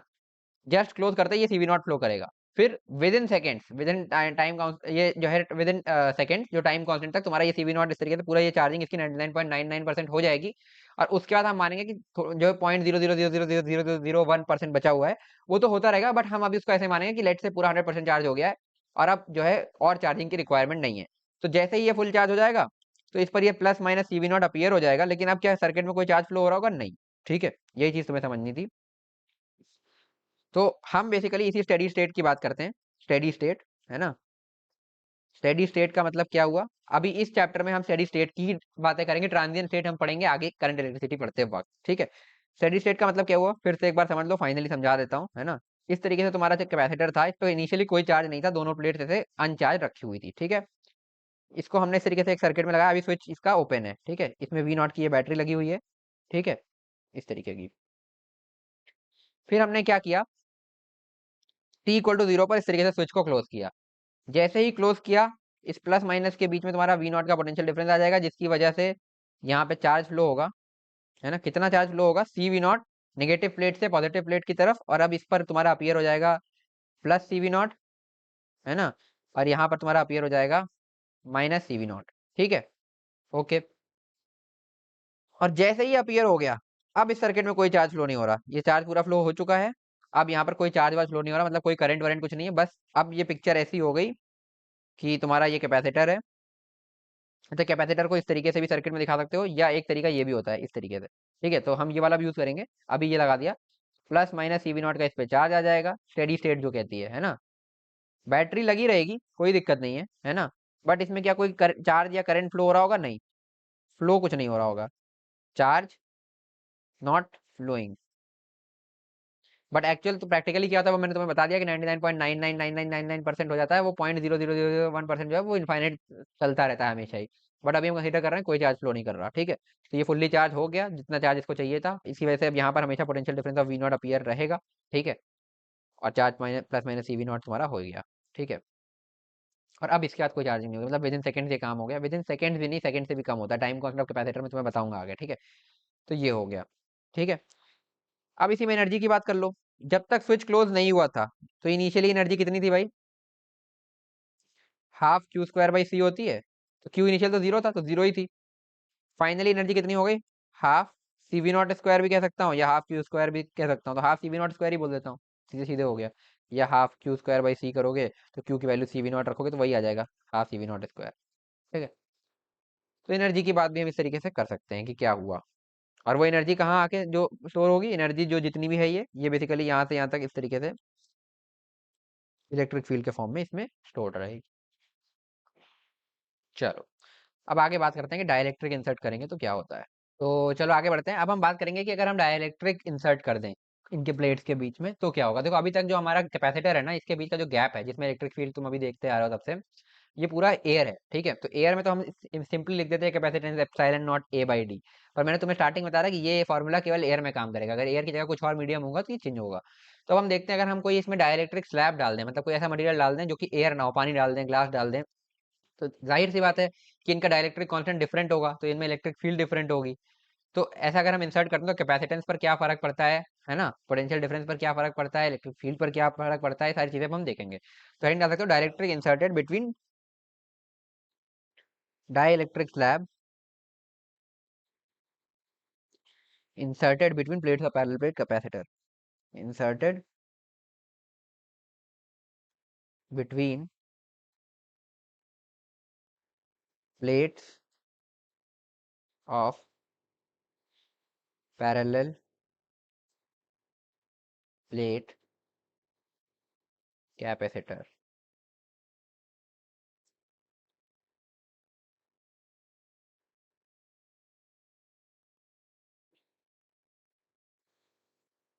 चलो भाई, है ना? तो अब इनके प्लेट्स के बीच में अगर हम डाइलेक्ट्रिक स्लैब इंसर्ट करेंगे तो क्या होगा, चलो देखते हैं। प्लेट से हमारे पास इनिशियली कैपेसिटर था इस तरीके का, plus Q minus Q charge था इस पर, प्लेट्स पर। ठीक है, और ये एयर में रखा हुआ था, तो इसकी कैपेसिटेंस अगर मैं सी नॉट डिफाइन करना चाहूँ तो वो सिंपली हो जाएगी एप्सिलॉन नॉट, इसका एरिया कुछ होगा ए बाई डी।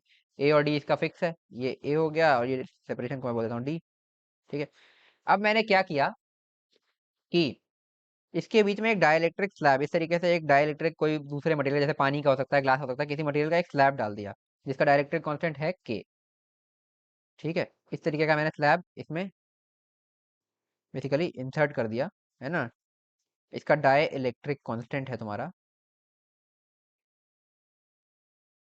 के। ठीक है भाई। तो जाहिर सी बात है, जब ये इंसर्टेड नहीं था तो इलेक्ट्रिक फील्ड कितनी थी भाई, सिग्मा बाई एप्सिलॉन नॉट इसके अंदर।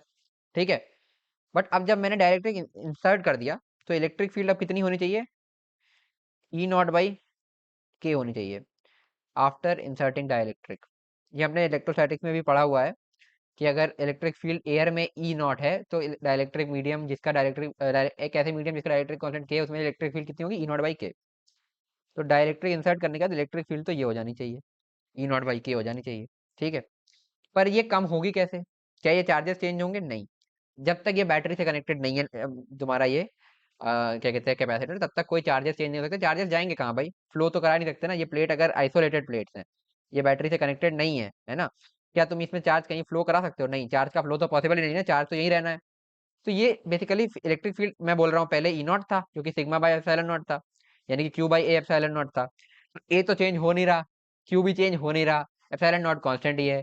तो अब बेसिकली ये तुम्हारा इलेक्ट्रिक फील्ड कम कैसे होगा भाई, ई नॉट बाई के तो इससे कम, के क्योंकि ग्रेटर देन 1 होता है, तो ई नॉट बाई के होना चाहिए, यानी कि इलेक्ट्रिक फील्ड कम होना चाहिए। ऐसा क्यों होगा, अब देखो इसका रीजन ये है, जैसे तुमने डाइलेक्ट्रिक मीडियम इसके अंदर डाला तो इसके अंदर कुछ प्लस माइनस चार्जेस होंगे, ठीक है, मतलब छोटे छोटे डाइपोल्स होंगे। वो डाइपोल्स इस तरीके से अलाइन हो जाएंगे, है ना, in the direction of electric field. Dipoles in the direction of electric field apply हो जाएंगे, ये अलाइन हो जाएंगे इस तरीके से। ये हमने डाइपोल मोमेंट पढ़ते वक्त भी देखा था कि डाइपोल इलेक्ट्रिक फील्ड में डाइपोल कैसे अलाइन हो जाते हैं, तो पॉजिटिव वाले दूर की तरफ, माइनस वाले इधर की तरफ, इस तरीके से डाइपोल इसमें अलाइन कर जाएंगे। ठीक है, इसके अंदर जो डाइपोल होंगे, अब तुम बीच का कोई भी पार्ट पकड़ो, जैसे अब मैं ये वाला पोर्शन पकड़ू, ठीक है, एक सेकंड दिखाता हूँ। जैसे एक सेकंड, है ना, ये वाला प्लस क्यू चार्ज होगा, ये माइनस क्यू टाइप का चार्ज होगा, तो ये तो एक दूसरे को न्यूट्रलाइज कर दे रहे हैं, ये भी neutralise neutralise neutralise neutralise neutralise, तो ये पूरा एक दूसरे को न्यूट्रलाइज कर रहा है। ये लाइन भी न्यूट्रलाइज क्योंकि ये प्लस है, ये माइनस है, बट ये प्लस नेट रहेगा क्योंकि इसके आगे कोई माइनस इसको न्यूट्रलाइज करने के लिए नहीं है, और ये वाला माइनस नेट रहेगा क्योंकि इसके पीछे इसको न्यूट्रलाइज करने के लिए कोई प्लस नहीं है। तो डाइपोल्स ऐसे एडजस्ट हो गए कि अब तुम्हें डाई इलेक्ट्रिक के इस वाले एंड पर जो प्लस की तरफ है एक नेगेटिव नेट माइनस टाइप का चार्ज दिख रहा है, माइनस क्यू आई बोल देते हैं, इंड्यूस चार्ज। ठीक है, और इस वाले एंड पर तुम्हें प्लस क्यू इंड्यूस टाइप का चार्ज दिख रहा है। ठीक है, ये क्यों हुआ, इसके अंदर डाइपोल्स थे, ठीक है, क्योंकि डाइलेक्ट्रिक मीडियम में तो डाइपोल्स होंगे। फिर वो डाइपोल्स जैसे ही इलेक्ट्रिक फील्ड वाली थी तुम्हारे पास ऑलरेडी, है ना, तो इसके बीच में ऑलरेडी इलेक्ट्रिक फील्ड थी ना, तो इलेक्ट्रिक फील्ड की वजह से ये डाइपोल्स इस तरीके से अलाइन होंगे इलेक्ट्रिक फील्ड के डायरेक्शन में। फिर क्या होगा, जैसे अलाइन होगा, ये देखो ये दोनों प्लस माइनस एक दूसरे को न्यूट्रलाइज करते हुए, ये भी न्यूट्रलाइज, ये भी न्यूट्रलाइज, ये भी न्यूट्रलाइज, ये पूरी रो न्यूट्रलाइज, सिमिलरली ये न्यूट्रलाइज, तो बीच बीच में जितना भी मीडियम है वो पूरा न्यूट्रलाइज्ड है। लेकिन जो एकदम यहाँ पर है, एकदम लेफ्ट मोस्ट एंड जो पॉजिटिव की तरफ वाला एंड है, यहाँ पर इसको न्यूट्रलाइज करने के लिए कोई नहीं है, तो इस पर एक नेट नेगेटिव चार्ज इस वाली लेयर पर ऐसे ऐसे अपीयर हो जाएगा। ठीक है, और सिमिलरली इस वाली लेयर पर एक नेट पॉजिटिव हो जाएगा कि इसको कोई न्यूट्रलाइज करने के लिए नहीं है, और इसको हमने बोल दिया नेगेटिव क्यू इंड्यूस्ड और प्लस क्यू इंड्यूस्ड, इनकी वैल्यू सेम होगी क्योंकि नेट डाइलेक्ट्रिक पर कोई चार्ज हो नहीं सकता। जैसे अभी हमने ऊपर क्वेश्चन किया था जिसमें मैंने तुम्हें बोला था कि net minus Q plus Q type का चार्ज अभी मान लो, मैं आगे बताऊंगा, तो वही था। अब यहाँ से तुम्हें समझ में आएगा। ठीक है, तो एक नेट माइनस प्लस चार्ज इसलिए हुआ क्योंकि डाइपोल ऐसे अलाइन हो गए। अब इनकी वैल्यू भी निकाल सकते हैं, अभी देखते हैं। तो ये इस तरीके से माइनस क्यू इंड्यूस इस प्लेट पर आ गया, और ये प्लस इस प्लेट पर आ गया। ठीक है, चलो अब आगे बढ़ते हैं, एक बार ये फिगर फिर से बना लेते हैं क्योंकि नीचे अपने को जरूरत पड़ेगी। ठीक है, ये था तुम्हारा पहले का charge plus Q minus Q. अब डाइलेक्ट्रिक बनाते हैं। ठीक है, ये एकदम एंड टू एंड है, बट अब मैं थोड़ा सा दूर करके बना रहा हूँ ताकि तुम्हें समझ में अच्छे से आ जाए, है ना। ये एकदम चिपका हुआ है, बट मैं चिपका हुआ नहीं बना रहा हूँ इस तरीके से। तो अब इसके इधर अंदर वाले चार्ज पर एक नेगेटिव आएगा, मतलब इधर इस वाले प्लेट पर एक आएगा negative charge net minus Q induced, और इस पर आएगा प्लस इस टाइप का प्लस क्यू इंड्यूस्ड। अब इनकी वैल्यू कैसे निकालेंगे भी देखते हैं। अब जैसे कोई भी एक अंदर का पॉइंट है ना, ठीक है, कोई भी अंदर का पॉइंट है, अब इस पे इलेक्ट्रिक फील्ड कितनी होनी चाहिए भाई, पहले सिग्मा बाई एप्सिलॉन नॉट थी एयर में, तो डाइलेक्ट्रिक में कितनी होनी चाहिए, sigma by epsilon naught A into के, ये होनी चाहिए क्योंकि के से मल्टीप्लाई हो जाएगा इलेक्ट्रिक फील्ड। अब इलेक्ट्रिक फील्ड इतना होना चाहिए। तो ये चार्जेस तो चेंज हुए नहीं प्लस माइनस क्यू, तो इनकी वजह से जो इलेक्ट्रिक फील्ड है वो तो यही रहेगा, है ना। बेसिकली इसी पॉइंट को यहाँ मतलब कोई भी पॉइंट पकड़ लो, तो जो मतलब बाहर वाले चार्जेस हैं इनकी वजह से तो इलेक्ट्रिक फील्ड यही रहेगा, और ये कितना रहेगा भाई, सिग्मा बाई एप्सिलॉन नॉट ही रहेगा, है ना।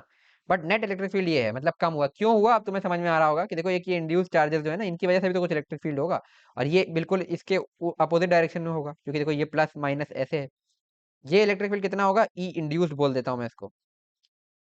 तो बेसिकली अब तुम्हें पूरी पिक्चर क्लियर हो गई होगी कि जैसे हमने डाइलेक्ट्रिक स्लैब डाला, उसके डायपोल ऐसे अलाइन हुए कि एक प्लस माइनस चार्ज उल्टे डायरेक्शन में, मतलब जो प्लेट पे चार्जेस थे उसके उल्टे डायरेक्शन में इंड्यूस हो गए, है ना, प्लस की तरफ माइनस, माइनस की तरफ प्लस। उसकी वजह से क्या हुआ, एक नेट इलेक्ट्रिक फील्ड इसके अंदर आई, है ना। तो स्लैब के अंदर नेट इलेक्ट्रिक फील्ड ये होनी चाहिए, ये हमें पता है इलेक्ट्रोस्टैटिक्स के लॉजिक से कि डाइलेक्ट्रिक मीडियम अगर है, एयर में अगर ई नॉट इलेक्ट्रिक फील्ड है, तो उस मीडियम में जिसका डायरेक्ट्रिक कांस्टेंट के है, ई नॉट बाई के हो जाएगी, ठीक है। वो कम हुई कैसे, क्योंकि चार्जेस तो चेंज हुए नहीं, चार्जेस कहाँ जाएंगे, फ्लो तो हो नहीं सकते, कुछ है नहीं यहाँ पे फ्लो कराने के लिए, ठीक है। कम हुई कैसे, ये इंड्यूस की वजह से एक इलेक्ट्रिक फील्ड इसके अपोजिट डायरेक्शन में लग गई, जो इसके इफेक्ट को कम करने लगी, ये इंड्यूस्ड इसमें इसको पीछे खींचने लगी। तो ये इलेक्ट्रिक फील्ड नेट कम हो गई, और ये कितनी हो गई, इतनी हो गई। तो बस सीधे सीधे अब हम यहाँ से इक्वेट कर सकते हैं कि जो हमारी फाइनली इलेक्ट्रिक फील्ड हुई, जो कि थी sigma by epsilon naught A K, है ना, या तुम इसको ई नॉट बाई के बोल दूं अभी के लिए, चलो ई नॉट बाई के, ये बराबर होगी किसके, ई नॉट, ये जो सिग्मा बाई एप्सिलॉन नॉट, ये ई नॉट है, माइनस ई इंड्यूस्ड, ठीक है। अब इनकी वैल्यूज लिख लेते हैं, इसको मैं लिख सकता हूँ sigma by epsilon naught A K is equal to sigma by epsilon naught A minus E induced. तो यहाँ से सॉल्व करते हैं इसको, ई इंड्यूस की वैल्यू मैं लिख सकता हूँ sigma by epsilon naught A K, sorry, sigma by epsilon naught A minus sigma by epsilon naught A K, है ना। तो सिग्मा की वैल्यू मैं लिख सकता हूँ Q by A epsilon not, उस तरीके से, है ना। एक मिनट, सही लिखा है मैंने, ये ए क्यों लिख रहा हूँ मैं, ए थोड़ी होगा भाई, सिग्मा बाय एप्सिलॉन नॉट ही तो होगा केवल, ठीक है, ये ए गलत आ गया है, वही तो मैं सोच रहा था कुछ गड़बड़ हो रही है। ये हो जाएगा sigma by epsilon not 1 - 1 upon के, ये हो जाएगी इंड्यूस्ड इलेक्ट्रिक फील्ड। और इंड्यूस्ड इलेक्ट्रिक फील्ड किसके बराबर होनी चाहिए, सिग्मा, जो इंड्यूस्ड इलेक्ट्रिक फील्ड है उसको मैं इस तरीके से लिख सकता हूँ ना, sigma induced by epsilon naught, है ना। देखो उसी तरीके का चार्ज है, और आपकी सिग्मा इंड्यूस को मैं लिख सकता हूँ Q induced by A epsilon not, क्योंकि देखो ये ए है तो ये भी तो ए ही है ना, स्लैब का एरिया भी तो ए ही है, तो वही हो गया। तो इस तरीके से मैं सिग्मा इंड्यूस को लिख सकता हूँ क्यू इंड्यूस बाय ए, और सिग्मा ई इलेक्ट्रिक फील्ड को मतलब इंड्यूस इलेक्ट्रिक फील्ड को मैं लिख सकता हूँ Q induce by A epsilon naught, ठीक है। बस यहीं पे यहाँ पे इसको पुट करते हैं, हो जाएगा Q induced by A epsilon naught is equal to, sigma की वैल्यू लिख देता हूँ Q by A epsilon naught, ये देख सकते हो तुम ऊपर, ठीक है, इंटू वन अंदर आएगा 1 - 1 बाई के। तो यहाँ से तुम लिख सकते हो क्यू इंड्यूस की वैल्यू आ जाएगी, इंड्यूस चार्ज की वैल्यू क्यू इंटू में 1 - 1 अपॉन के, तो ये चार्ज इंड्यूस होगा इसकी प्लेट्स के ऊपर, ठीक है। तो इंड्यूस चार्ज की वैल्यू तुम इस तरीके से निकाल सकते हो। इलेक्ट्रिक फील्ड, अब तुम्हें पूरी पिक्चर क्लियर हो गई होगी कि हमने स्लैब डाला, उसकी वजह से डाइपोल अलाइन हुए, उसकी वजह से एक electric field opposing induce charges की वजह से क्रिएट हुआ, जिसकी वजह से नेट इलेक्ट्रिक फील्ड उस कैपेसिटर के अंदर कम हो गया, क्योंकि डायरेक्ट्रिक मीडियम डाला है तो कम होना भी चाहिए, क्योंकि एयर में सबसे ज़्यादा होता है, ठीक है। और उस कम इलेक्ट्रिक फील्ड, अब हम जैसे उस इलेक्ट्रिक फील्ड को हम ऐसे रिलेट कर सकते हैं कि जैसे अगर एयर में ई नॉट है, तो उस मीडियम में ई नॉट बाई के होना चाहिए, और वो ई नॉट बाई के किसके बराबर होना चाहिए, नेट इफेक्ट ऑफ जो पहले चार्जेस थे प्लस जो इंड्यूस चार्जेस हैं। तो पहले जो चार्जेस थे उनकी वजह से ई नॉट, बाद वालों की वजह से हो गया क्या कहते हैं, E induced, E naught minus E induced, क्योंकि देख सकते हो दोनों ऊपर उल्टे उल्टे अपोजिट डायरेक्शन में है ना, E naught minus E induced is equal to E naught by K, यही हमने यहाँ पर किया है ना। इससे तुम क्यू इंड्यूस भी निकाल सकते हो इस तरीके से निकाल करके। अच्छा, बुक्स में तुमने देखा होगा यहाँ पर एक माइनस लगा रहता है फॉर्मूले में, ये क्यों रहता है, ये बस इंडिकेट कर रहा होता है कि Q induced is opposite to Q, है ना। तो उससे कंफ्यूज मत होना, बस ये बता रहा है कि जैसे जिस तरफ क्यू पॉजिटिव है उधर क्यू इंड्यूस नेगेटिव है। ओके, चलो भाई, ये हो गया। अब ये है, ठीक है। तो बेसिकली हुआ क्या, अब पूरी बात समझ लो। जैसे ही हमने डायरेक्ट्रिक इंसर्ट किया, इलेक्ट्रिक फील्ड पहले ई नॉट थी, अब कितनी हो गई, ई नॉट बाई के, है ना। जिसकी वजह से जब ई नॉट बाई के हो जाएगी, तो पोटेंशियल डिफरेंस अगर पहले डेल्टा वी था, तो अब ये डेल्टा वी बाई के नहीं हो जाएगा। बताओ क्यों, क्योंकि जो वी डेल्टा वी होता है वो होता है तुम्हारा integration E bar dot D R bar, है ना। तो बेसिकली तुम्हारा ये डी आर तो चेंज, ये मतलब बेसिकली ये पूरा डिस्प्लेसमेंट मतलब जो बीच का गैप है तो चेंज हुआ नहीं। चेंज क्या हुआ, ये हुआ, ये कितना चेंज हुआ, अपॉन के हो गया। तो ये भी तुम्हारा डेल्टा वी क्या कहते हैं जो है डेल्टा वी बाई के हो जाएगा इस तरीके का, मेरे ख्याल से समझ में आ गया होगा। ठीक है, तो डेल्टा वी बाई के टाइप का हो जाएगा। कैपेसिटेंस लिखेंगे अब, तो कैपेसिटेंस होती है क्यू बाई डेल्टा वी। तो पहले तो जैसे अगर पहले सी नॉट थी, तो वो थी तुम्हारी किसके बराबर, चार्ज तो क्यू ही था प्लेट्स पे, ये देखो क्यू, स्मॉल क्यू लिखता हूँ यार वरना कंफ्यूज हो जाओगे। और पोटेंशियल डिफरेंस था डेल्टा वी, इसके बराबर, तो ये था। अब कैपेसिटेंस कितनी हो जाएगी, चार्ज तो अभी भी क्यू ही है, देखो प्लेट डालने के बाद भी चार्ज चेंज हुआ क्या, क्योंकि चार्ज फ्लो हो नहीं सकता था, ये हमने तो पहले ही डिस्कस कर लिया था कि चार्ज फ्लो तो हो नहीं सकता, चार्ज अभी भी क्यू ही है। तो चार्ज तो क्यू ही रहेगा, बट चेंज क्या हो गया यहाँ पर, अब पोटेंशियल डिफरेंस देखो डेल्टा वी बाई के हो गया, पोटेंशियल डिफरेंस तुम्हारा और घट गया, ये हो जाएगा डेल्टा वी बाई के, तो ये हो जाएगा के Q by delta we. Q by delta we तो सी नॉट के बराबर है, तो के सी नॉट के बराबर हो जाएगा। तो अगर तुम कैपेसिटेंस को देखोगे तो अब वो किसके बराबर हो गई, के सी नॉट, कैपेसिटेंस बढ़ गई, है ना। कितनी बढ़ गई, के से मल्टीप्लाई कर दो, जो एयर में थी उससे के मल्टीप्लाई कर दो, इतनी कैपेसिटेंस हो गई। समझ में आई बात। तो डायरेक्ट्रिक मीडियम डालने से क्या हुआ भाई, कि तुम्हारे पहले तो इलेक्ट्रिक फील्ड देखो, चार्जेस चेंज नहीं होंगे लेकिन इलेक्ट्रिक फील्ड चेंज होगी। वो कितनी हो जाएगी, ई नॉट बाई के, इंड्यूस चार्जेस उससे हमने निकाल लिए, ई नॉट बाई के हो जाएगी। उसकी वजह से तुम्हारा जो पोटेंशियल डिफरेंस है वो वी नॉट बाई के हो जाएगा, क्यों, क्योंकि देखो ई डॉट डी आर होता है तुम्हारा potential difference, D R change हो नहीं रहा, मतलब बेसिकली हम ये प्लेट आगे पीछे तो कर नहीं रहे, ये थिकनेस चेंज हो नहीं रही, ठीक है, डन। प्लेट आगे पीछे कर नहीं रहे, थिकनेस चेंज हो नहीं रही, तो चेंज क्या होगा, पोटेंशियल डिफरेंस, पोटेंशियल डिफरेंस कितना हो जाएगा, वी बाई के हो जाएगा, ठीक है।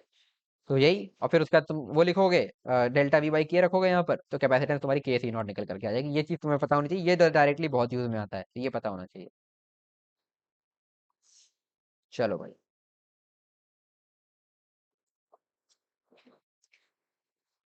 तो ये हो गया। अब इसमें एक केस और होता है डायरेक्ट इंसर्शन का, उसकी बात करते हैं। हाँ तो देखो यार, डायरेक्ट इंसर्शन का एक केस और होता है। अब ये क्या है देखो, इस तरीके से तुम्हारे पास, मैंने बोला था ऊपर चार्ज इसलिए चेंज हुआ क्योंकि चार्ज फ्लो करने के लिए कुछ था नहीं अपने पास। अब लेट से ये इस तरह का कुछ कैपेसिटर है, इस पे प्लस क्यू माइनस क्यू इस तरीके का चार्ज है ना। और अब की बार थोड़ा सा चेंज है इसमें, कि हम इसको इस तरीके से बैटरी से कनेक्ट कर रहे हैं, है ना। V naught E M F की बैटरी से हम इसको इस तरीके से कनेक्ट कर रहे हैं, ठीक है। चेंज इस तरीके से कनेक्ट कर दिया। अब ये सिचुएशन है, ये क्यू की वैल्यू तुम बता भी सकते हो, अभी हमने कैलकुलेट की है, सी वी नॉट टाइप की है, ठीक है, सी वी नॉट हो जाएगी, है ना। तो इस तरीके का चार्ज इसमें है, अब उसके बाद कोई चार्ज फ्लो नहीं हो रहा, स्टेडी स्टेट में है ये, है ना, बट इसके प्लेट पर सी वी नॉट चार्ज है, क्योंकि वी नॉट का पोटेंशियल डिफरेंस है, ठीक है। हमने क्या किया, इसमें स्लैब डाला भाई, वही इसी तरीके से। यार रुक जाओ, थोड़ा सा ढंग से बन जा भाई मेरे।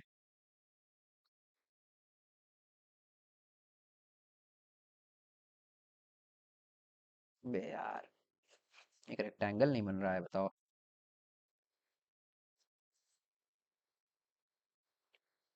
बे यार, रुक जाओ यार, पता नहीं क्या ही हो रहा है ये, हाथ से ही बना लेते हैं, हटाओ।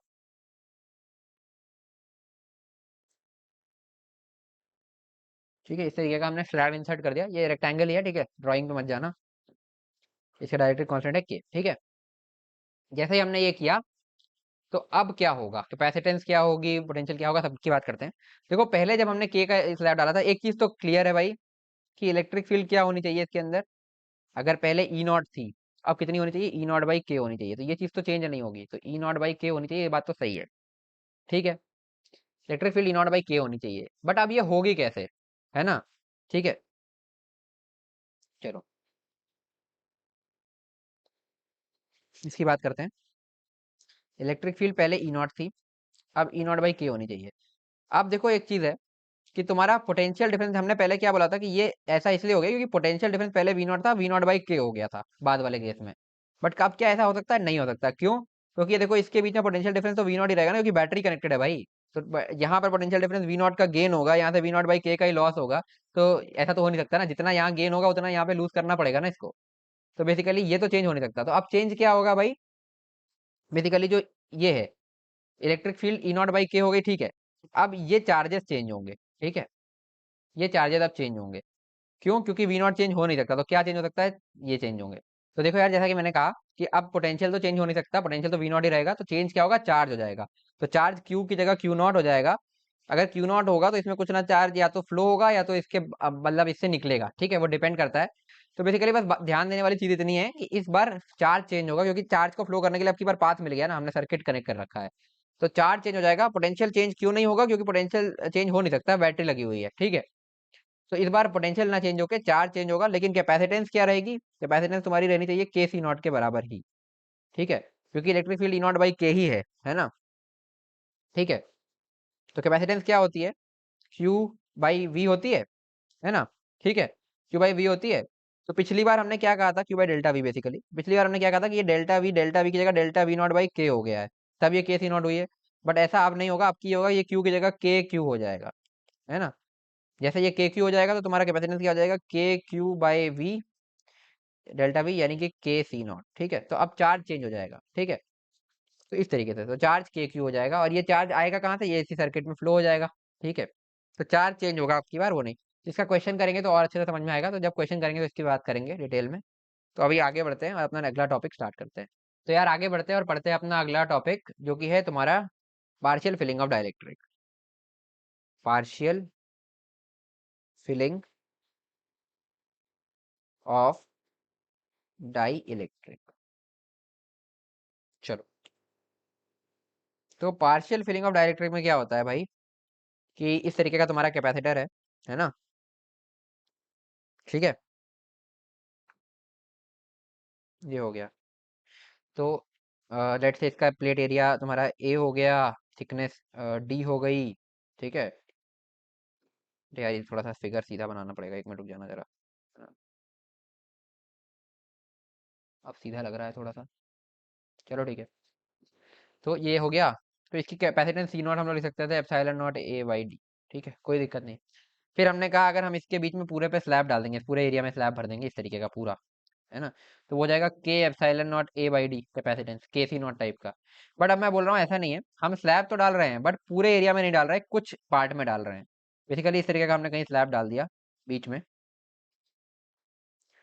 इस तरीके का डाइलेक्ट्रिक कांस्टेंट है इसका के, है ना, इस तरीके का स्लैब है। तो डाइलेक्ट्रिक कांस्टेंट है इसका के, और ये थिकनेस है लेट से टी।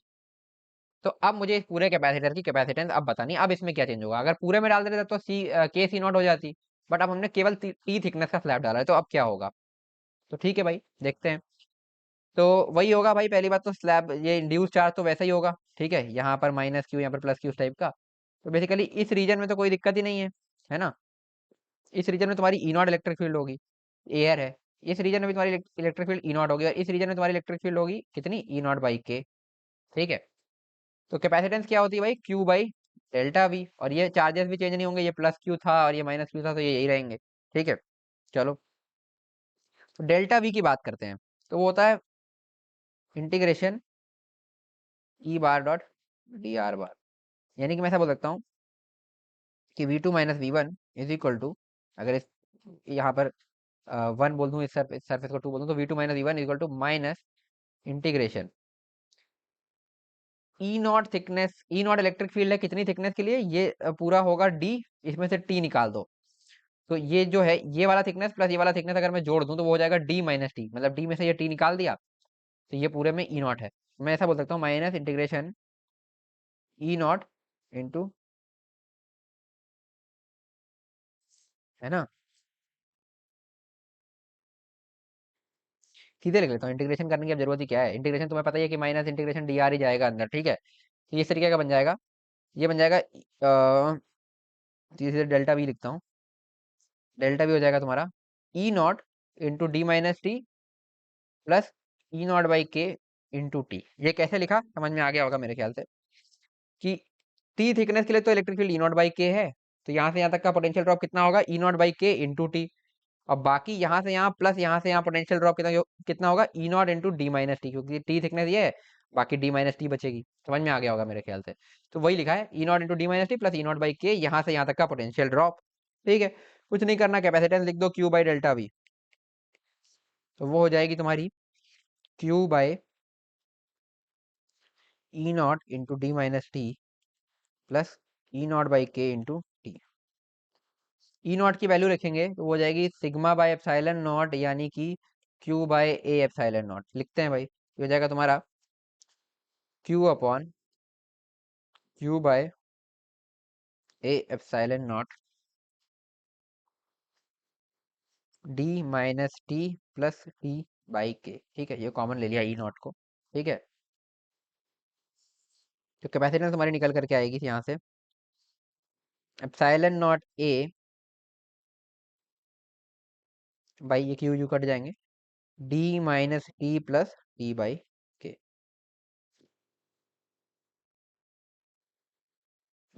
तो इस तरीके से कैपेसिटेंस लिख लोगे। कितनी आ गई एप्सिलॉन नॉट ए अपॉन डी होता था पहले, बट अब जो है डी माइनस टी तो एयर जैसा ही रहेगा, प्लस टी जो है वो तुम्हारा इसके जैसा हो गया, क्या कहते हैं डायरेक्टर जैसा। तो D minus T plus T by के, तो इस तरीके से इसको याद रखते हैं कि डी माइनस टी एयर में प्लस टी जो है वो डायरेक्ट्रिक में। ठीक है, तो टी बाई के इस तरीके से। ठीक है, अब अगर इस तरीके से एन नंबर ऑफ ये होते तो क्या करते, है ना। लेट से वही है कैपेसिटर। ठीक है, अब इसमें हमने पहला डायरेक्ट्रिक डाला ये। ठीक है, T1 थिकनेस का, K1 इसका डायरेक्ट्रिक कांस्टेंट हो गया। फिर इसके बाद हमने एक और डायरेक्ट्रिक डाला, ये समझ जाना यार डायग्राम थोड़ा गंदा बन रहा है। चलो कोशिश करता हूँ थोड़ा सा ढंग से ही बना देता हूँ, कोई नहीं, थोड़ा टाइम लगेगा। T2 थिकनेस का, K2 डायरेक्ट्रिक कांस्टेंट। ऐसे करते करते तुमने N डायरेक्ट्रिक डाल दिए, है ना। यह है तुम्हारा Tn थिकनेस का K10, है ना। बट अभी भी एयर में कुछ स्पेस है, ऐसा नहीं कि पूरा कवर कर लिया है, तो एयर में भी कुछ स्पेस है, ओवरऑल डी थी। तो अब इसकी कैपेसिटेंस अगर मैं लिखना चाहूँ तो कैसे लिखूंगा, एप्सिलॉन नॉट ए अपॉन पहले तो D minus T, D minus total thickness, मतलब जो एयर वाला एरिया उसको तो ऐसे ऐसे लिख लो, डी माइनस डी माइनस अंदर आएगा T1 प्लस T2 ऐसे so on plus N H तक, तो ये सबको ऐड कर दिया और डी में से माइनस कर दिया, तो ये एयर वाला पोर्शन आ गया। पूरा डी था, फिर इन सबको ऐड किया और उसको एयर में से मतलब पुराने मतलब पूरी जो बीच का सेपरेशन है उसमें से ये स्लैब वाला एरिया निकाल दिया, तो तुम्हारा एयर वाला एरिया आ गया। तो वो तो लिख दिया ऐसे कैसे ही। प्लस प्लस में आएगा T1 जो है वो के से डिवाइड होगा, वो के1 के साथ है, मतलब के1 डायरेक्ट्रिक कांस्टेंट का है, प्लस T2 जो है वो के2 डायरेक्ट्रिक कांस्टेंट का है, plus and so on, plus Tn जो है वो Kn डायरेक्ट्रिक कांस्टेंट का है। तो इसको आप सिग्मा नोटेशन में अगर हम थोड़ा शॉर्ट में लिखना चाहते हैं तो ऐसे लिख सकते हैं, epsilon naught A by D minus sigma T I. ठीक है, ये एक ब्रैकेट में हो गया, मतलब जो एयर वाला पार्ट हो गया। अब सिग्मा टी आई बाई के आई, यानी कि T1 by K1 plus T2 by K2 plus and so on Tn by Kn जितने भी हों। इस तरीके से इस फॉर्मूले को भी याद रख सकते हो। मतलब बस ध्यान इतना रखो यार कि देखो T1 थिकनेस वाला K1 के साथ है, तो डिनोमिनेटर में जो पहले केवल डी होता था, अब T1 by K1 plus T2 by K2 plus and so on plus Tn by Kn जितने भी स्लैब हैं n स्लैब के लिए, प्लस एयर वाला टर्म। एयर वाला टर्म क्या होगा, डी जो पहले सेपरेशन था माइनस सारे स्लैब का थिकनेस माइनस ऐड करके उसमें से निकाल दो, तो T1 plus T2 plus so on Tn तक का, तो वही लिखा है sigma T I. D minus sigma T I ये एयर में होगा, और मतलब स्लैब में तुम्हारा सिग्मा टी आई बाई के आई हो जाएगा। ठीक है, T1 by K1 plus T2 by K2 सबका डायरेक्ट कॉन्स्टेंट डिफरेंट है ना, इस तरीके से लिख सकते हो। अच्छा, इसको समझने का एक तरीका और होता था, मतलब होता है, बट अभी वो मैं तुम्हें नहीं बता रहा हूँ कि मैंने तुम्हें सीरीज कॉम्बिनेशन नहीं पढ़ा है। तुम इसको ऐसे भी विजुलाइज कर सकते हो कि तुम्हारे पास ये दो कैपेसिटर हो गए, है ना। एक कैपेसिटर हो गया सी नॉट कैपेसिटेंस का, सॉरी, एक कैपेसिटर हो गया epsilon naught A by D minus T, ये कैपेसिटेंस का, क्योंकि ये थिकनेस फिर मतलब जो एयर कैपेसिटर हो गया, है ना, इन दोनों को जोड़ करके एक कैपेसिटर बना दिया, epsilon naught A by D minus T capacitance का। और एक और हो गया तुम्हारा epsilon naught A by T के कैपेसिटेंस का, सॉरी टी, और यहाँ पे के यहाँ आएगा। ठीक है, क्योंकि जो epsilon naught A by T तो ये थिकनेस हो गई इस कैपेसिटर की, एप्सिलॉन नॉट ए बाई ये टी थिकनेस वाला, लेकिन के से मल्टीप्लाई होगा क्योंकि डायरेक्ट्रिक मीडियम इसका के है, मतलब डायरेक्ट्रिक कांस्टेंट के है, तो ये हो गया। अब इन दोनों का सीरीज कॉम्बिनेशन करोगे तो तुम्हारा आंसर जो आएगा वही होगा। तो सीरीज में कैपेसिटर में ये होता है कि 1/C1 plus 1/C2 is equal to 1/C series, जो कि रेजिस्टेंस में पैरेलल का होता है। ठीक है, इस तरीके से सी सीरीज लिख लोगे तो भी तुम्हारा आंसर आ जाएगा, बट ये भी तरीका है, तो वो तुम अपने आप से ट्राई करना, आज कॉम्बिनेशन पढ़ने के बाद सीरीज कॉम्बिनेशन पैरेलल कॉम्बिनेशन पढ़ लेंगे, तो तुम ये वाला तरीका एक बार अपने आप से इसको ट्राई करना। ठीक है, दोनों चीजें, मतलब ये एक स्लैब का भी और ऐसे ही एन स्लैब्स का भी। ठीक है, चलो भाई आगे बढ़ते हैं और अब थोड़े से क्वेश्चंस कर लेते हैं। डाइलेक्ट्रिक तक के, फिर हम आएंगे कॉम्बिनेशन ऑफ कैपेसिटर पे। तो आओ इसके कुछ क्वेश्चंस कर लेते हैं। तो पहला क्वेश्चन है अपना question number 9, a parallel plate capacitor is found by two plates, area of this, ठीक है। ये डिस्टेंस दे दिया उनके बीच का, डाइलेक्ट्रिक स्ट्रेंथ ये है जो मटेरियल उसके बीच में है, प्लेट्स के बीच में। Maximum charge that can be stored without any dielectric breakdown is this. तो हम लोग ऐसा बोल सकते हैं कि कैपेसिटेंस कितनी होगी, के सी नॉट, यानी कि K epsilon naught A by D, है ना, is equal to Q by V, है ना। क्यू कितना है भाई, 3.6, सॉरी, ठीक है, क्यू बाय वी, यानी कि 7 इंटू, ठीक है, ये हो गया। तो के की वैल्यू यहाँ से लिखेंगे, के की वैल्यू है 3.6 into 10⁻⁷ into epsilon naught, sorry एक मिनट, एक काम करते हैं, वैल्यू नहीं रखते, K epsilon naught A by D, Q की वैल्यू रख देंगे। या एक काम करें, यहीं से अपने को चाहिए क्या है, यहाँ से डायरेक्टली कांस्टेंट की वैल्यू, के की वैल्यू हो जाएगी Q D upon epsilon naught A V. ये कुछ गड़बड़ हो रही है यार, एक सेकंड रुकना जरा।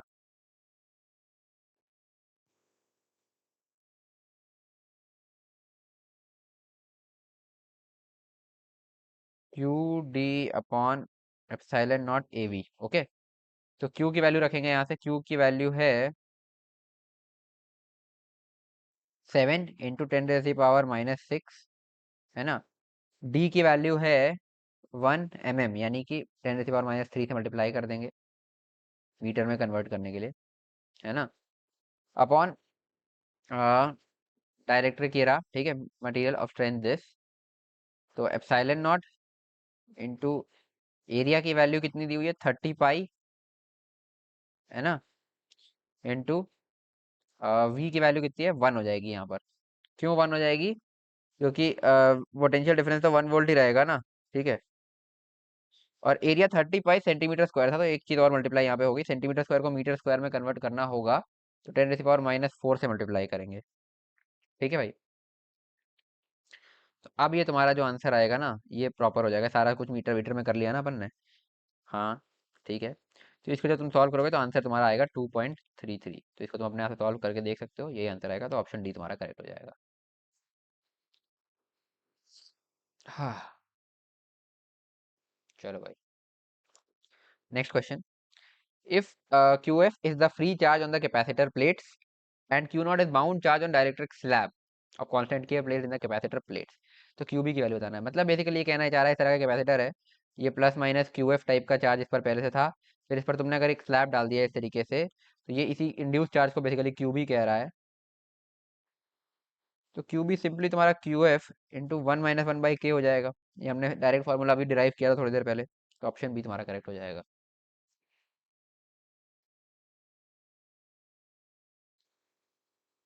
हाँ,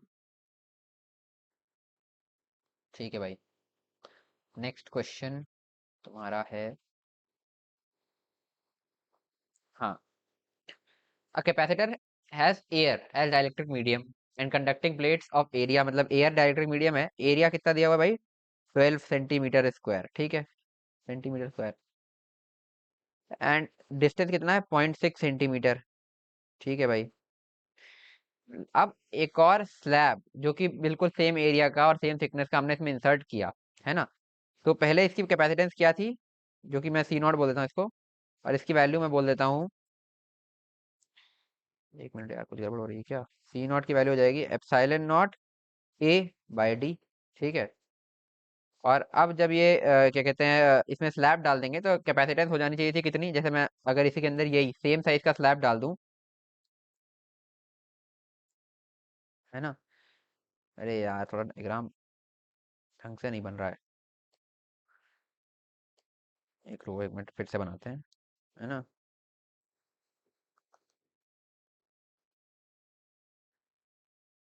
अगर इसमें हम इस तरीके से एक स्लैब डाल दें, ठीक है,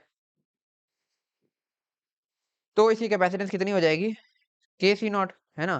तो ये बोल रहा है ठीक है, ये किया, बट उसके बाद हमने एक चीज और करी, कि इस प्लेट को यहाँ से, तो ये के सी नॉट अगर देखो केवल इतने पे छोड़ देते तो के सी नॉट तो सी नॉट से ज्यादा हो जाती, बट अब हमने क्या किया, इस प्लेट को, कोई एक प्लेट पकड़ो, जैसे ये राइट वाली प्लेट को हमने यहाँ से 0.2 mm शिफ्ट कर दिया, ठीक है, 0.2 2 mm। तो अब जो कैपेसिटेंस होगी, क्योंकि हमने देखो ये एरिया बढ़ा दिया, तो ये के सी नॉट से थोड़ी सी कम हो जाएगी, है ना, क्योंकि हमने और इसको बढ़ा दिया, तो electric field E dot D are होता है पोटेंशियल डिफरेंस बढ़ जाएगा, पोटेंशियल डिफरेंस बढ़ जाएगा तो कैपेसिटेंस घट जाएगा। तो ठीक है, इस प्लेट को हमने यहाँ से सरका के 0.2 mm आगे कर दिया, ठीक है, इस तरीके से ये कर दिया, यहाँ पे लिखा हुआ है। और ये करने के बाद अब जो इसकी कैपेसिटेंस होगी इस कैपेसिटर की, वो सेम होगी किसके बराबर, इसके। तो ठीक है, इसकी कैपेसिटेंस लिखते हैं भाई। तो अब ये तो उसी तरह का केस हो गया कि एक कैपेसिटर है जिसमें पार्शियल फिलिंग ऑफ डाइलेक्ट्रिक किया हुआ है। इसकी कैपेसिटेंस कैसे लिखेंगे, इसकी कैपेसिटेंस होगी एप्सिलॉन नॉट ए बाई क्या कहते हैं, एयर वाला पार्ट कितना है तुम्हारा, पहले था तुम्हारा टोटल ये डिस्टेंस कितना दिया हुआ था, यहाँ पे देखना जरा एक बार, 0.6 सेंटीमीटर था। मतलब जब तक ये हमने खिसकाया नहीं था तब तक ये 0.6, यहाँ से यहाँ तक का ये वाला जो डिस्टेंस था ये 0.6 था, ठीक है। और फिर हमने ये 0.2 और बढ़ा दिया, तो एयर में कितना है भाई, 0.2 प्लस ये स्लैब में मतलब क्या कहते हैं, डाइलेक्ट्रिक जो स्लैब है वो कितना है थिकनेस, उसका है 0.6, और इसका डाइलेक्ट्रिक कांस्टेंट से डिवाइड करेंगे। डाइलेक्ट्रिक कांस्टेंट कितना है भाई, यहाँ पर दिया था अपने को, के का वैल्यू भी दिया हुआ है ना, के का ही वैल्यू निकालना है, तो ये हो गया। तो अब इसकी कैपेसिटेंस ये हो गई, ठीक है। और कह रहा है ये जो कैपेसिटेंस है ये इसके बराबर है, क्योंकि देखो ये 0.2 सेंटीमीटर हमने बढ़ाया इसलिए ताकि इसके बराबर हो जाए कैपेसिटेंस। बस इन दोनों को इक्वेट करना है। अब तो एक पेज इंसर्ट कर लेते हैं, यहाँ जगह कम पड़ रही है, चलो।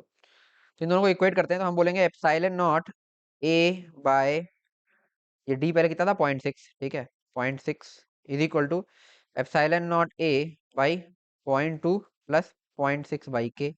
Simple, epsilon naught A cut गया, तो यहाँ से बचेगा 0.6 is equal to 0.2 plus 0.6 by K, है ना। ये आ जाएगा 0.4 इज इक्वल टू 0.6 बाई के। आई थिंक सही किया है हमने, हाँ सही किया है, ठीक है। तो के की वैल्यू आ जाएगी तुम्हारी 6/4, यानी कि 3/2, यानी कि 1.5। तो 1.5 ऑप्शन है, ऑप्शन है। और देखो अगर इसमें लोग गलती क्या करते हैं, लोग ये सोचते हैं कि 0.2 सेंटीमीटर मूव किया है ना, और थिकनेस है, तो लोग क्या करते हैं सीधे सीधे इसको इसी कैपेसिटेंस को पहले तो कैपेसिटर के लिए 3 से मल्टीप्लाई करते हैं। मतलब सॉरी, डाइलेक्ट्रिक कितना है इसका, डाइलेक्ट्रिक मीडियम, मतलब वो क्या करते हैं लोग, देखो गलती बता रहा हूँ जो जनरली करते हैं, मिस्टेक, ये लिख लो, क्योंकि ये तुमसे भी हो सकती है ना, अगर आगे ध्यान से निकल गया तो। बाकी अब नहीं होगी अगर समझ लिया अच्छे से आ गया तो। मिस्टेक लोग क्या करते हैं, अच्छा कि इसमें स्लैब डाला, स्लैब डाला मतलब कैपेसिटेंस के सी नॉट हो जाएगी, है ना। तो के into epsilon naught A by D, ये हो जानी चाहिए थी। लोग क्या सोचते हैं, आप थिकनेस डी की जगह क्या कहते हैं 0.2 बढ़ा दी गई है, तो यहाँ डी की जगह बस डी प्लस 0.2 कर दो, ये कर दो और इसको इससे इक्वेट कर दो। बट ये करोगे तो आंसर नहीं आएगा, क्यों, क्योंकि ये जो चीज हमने की है बेसिकली, ये तो तब होता ना अगर ये यहाँ तक स्लैब होता, पूरा 0.2 बढ़ाने के बाद भी स्लैब होता। यहाँ पे क्वेश्चन में ध्यान देने वाली चीज ये है कि स्लैब यहीं तक है, उसके बाद प्लेट घसीटी है, मतलब ये एरिया एयर में है। बट अगर हम ये चीज करेंगे तो इसका मतलब ये है कि ये पूरा स्लैब है यहाँ से यहाँ तक, बट ऐसा तो नहीं है ना, स्लैब तो केवल इतने 0.6 में ही है और इतने में एयर है। तो बस लैंग्वेज को ध्यान से सुनना भाई, ये अच्छा क्वेश्चन था, 2024 का था बट अच्छा क्वेश्चन था ये, क्योंकि इसमें लैंग्वेज से थोड़ा सा खेला है। कई बार लोग गलती यही कर देते हैं कि जो है कैपेसिटेंस को मतलब स्लैब के लिए स्लैब के डायरेक्ट्रिक कांस्टेंट से मल्टीप्लाई करते हैं और नीचे जो है क्या कहते हैं डिस्टेंस को बढ़ा देते हैं, बट डिस्टेंस जो बढ़ा है वो एयर में बढ़ा है और ये तो स्लैब था पूरा। तो जो स्लैब का इफेक्ट आया है वो इस मतलब 0.6 वाले पर आया है, देखो ये। और फिर ये जो पॉइंट हुआ ये एयर में, तो यही वाली चीज याद रखो, पार्शियल फिलिंग जो हम लोगों ने पढ़ा था, और इस तरीके से इसको सॉल्व करो, ठीक है। आगे बढ़ते हैं भाई, नेक्स्ट क्वेश्चन तुम्हारा।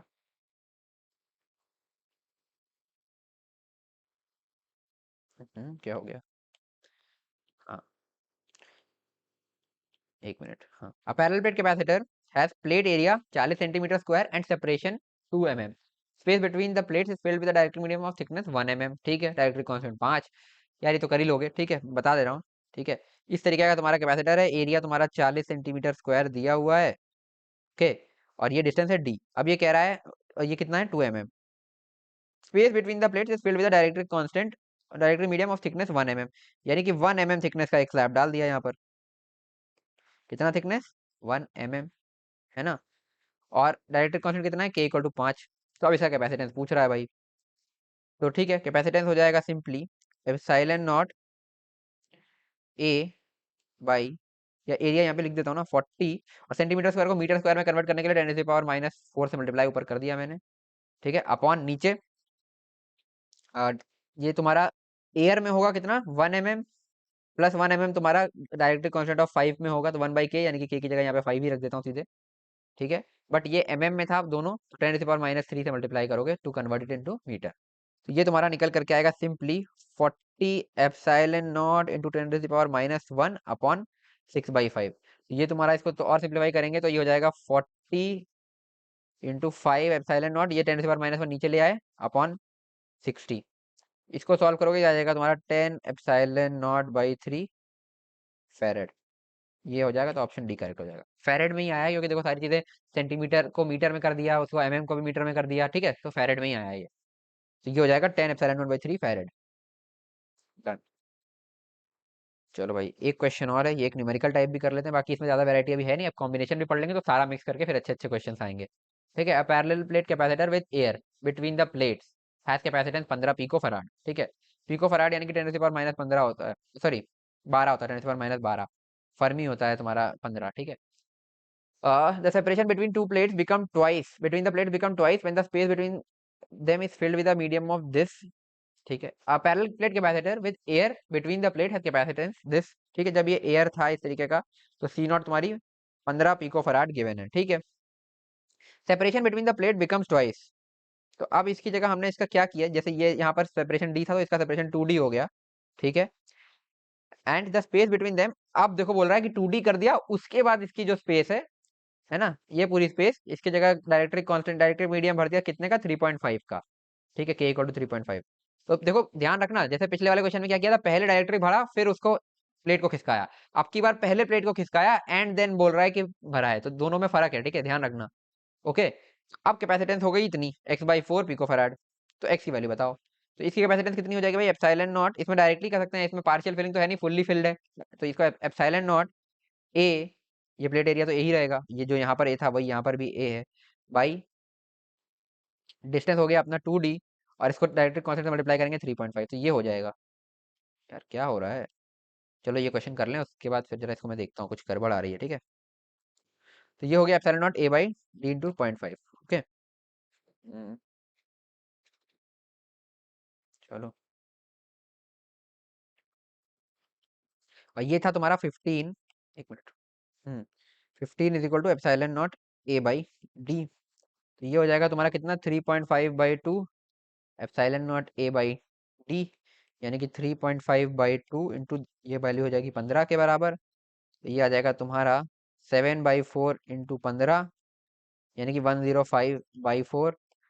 तुम्हारा आंसर क्या बच रहा है, x/4, तो x की वैल्यू 105 हो जाएगी सीधे सीधे आंसर। तो बस यही करना था, बस ध्यान देना, जैसे इसमें क्या बोला, पहले जो है इसकी थिकनेस को, मतलब इसकी सेपरेशन को 2D किया, फिर उसमें हमने मीडियम डाला।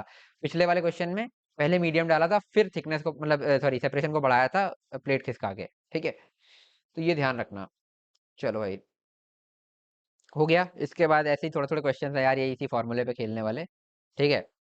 और ये जो है ना, ये जो इस तरीके से तुम्हें दो क्वेश्चन मिलेंगे आगे, ठीक है, जिसमें ये इस तरीके से तुम्हारा डायरेक्ट्रिक जो है चेंज हो रहा है, तो ये कॉम्बिनेशन के बाद तुम कर पाओगे। अभी कॉम्बिनेशन में फॉर्मूला बताऊंगा कि, मतलब जैसा मैंने तुम्हें बोला था ना, पार्शियल फिलिंग के लिए भी तुम एक चीज कर सकते हो कि इनको सीरीज में मान लो, डिफरेंट सारे कैपेसिटर्स को, तो वही डिफरेंशियल कैपेसिटर में तुम्हें लिखना सिखाऊंगा, तो उसको सीरीज में करके तुम इसको कर सकते हो। तो ये क्वेश्चन बाद में देख लेना, बाकी अब ऐसे क्वेश्चन आते नहीं, बाकी सब जैसे हमने किए उसी तरह के क्वेश्चन हैं ये सारे, है ना।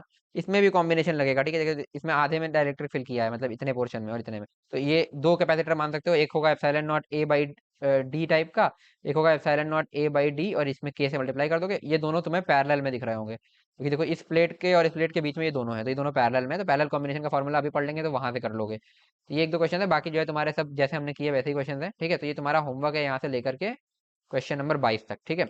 तो यार आज के लिए बस इतना ही रखते हैं।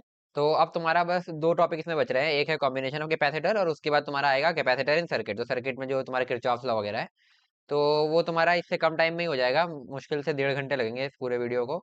तो कल तुम्हारा सेकंड पार्ट आ जाएगा कैपेसिटर का, और उसके बाद फिर हम आगे करंट इलेक्ट्रिसिटी वगैरह पढ़ेंगे। तो आई होप तुम्हें आज इतना समझाया अच्छे समझ में आएगा। अगर कोई भी डाउट है तो तुम कमेंट सेक्शन में पूछ सकते हो, उसके अलावा तुम टेलीग्राम में भी, ग्रुप पे भी पूछ सकते हो। अगर कमेंट सेक्शन में पूछोगे तो साथ में टाइम स्टैम्प डाल देना कि इस पॉइंट पे तुम्हें वो डाउट आया था। तो आई होप तुम्हें आज की वीडियो पसंद आई, अगर पसंद आई तो वीडियो को लाइक करो यार, जितना हो सके अपने दोस्तों के साथ शेयर करो, और अगर तुमने अभी तक चैनल को सब्सक्राइब नहीं किया तो सब्सक्राइब कर लो। तो मिलते हैं यार नेक्स्ट वीडियो में, till then stay motivated and keep studying, bye.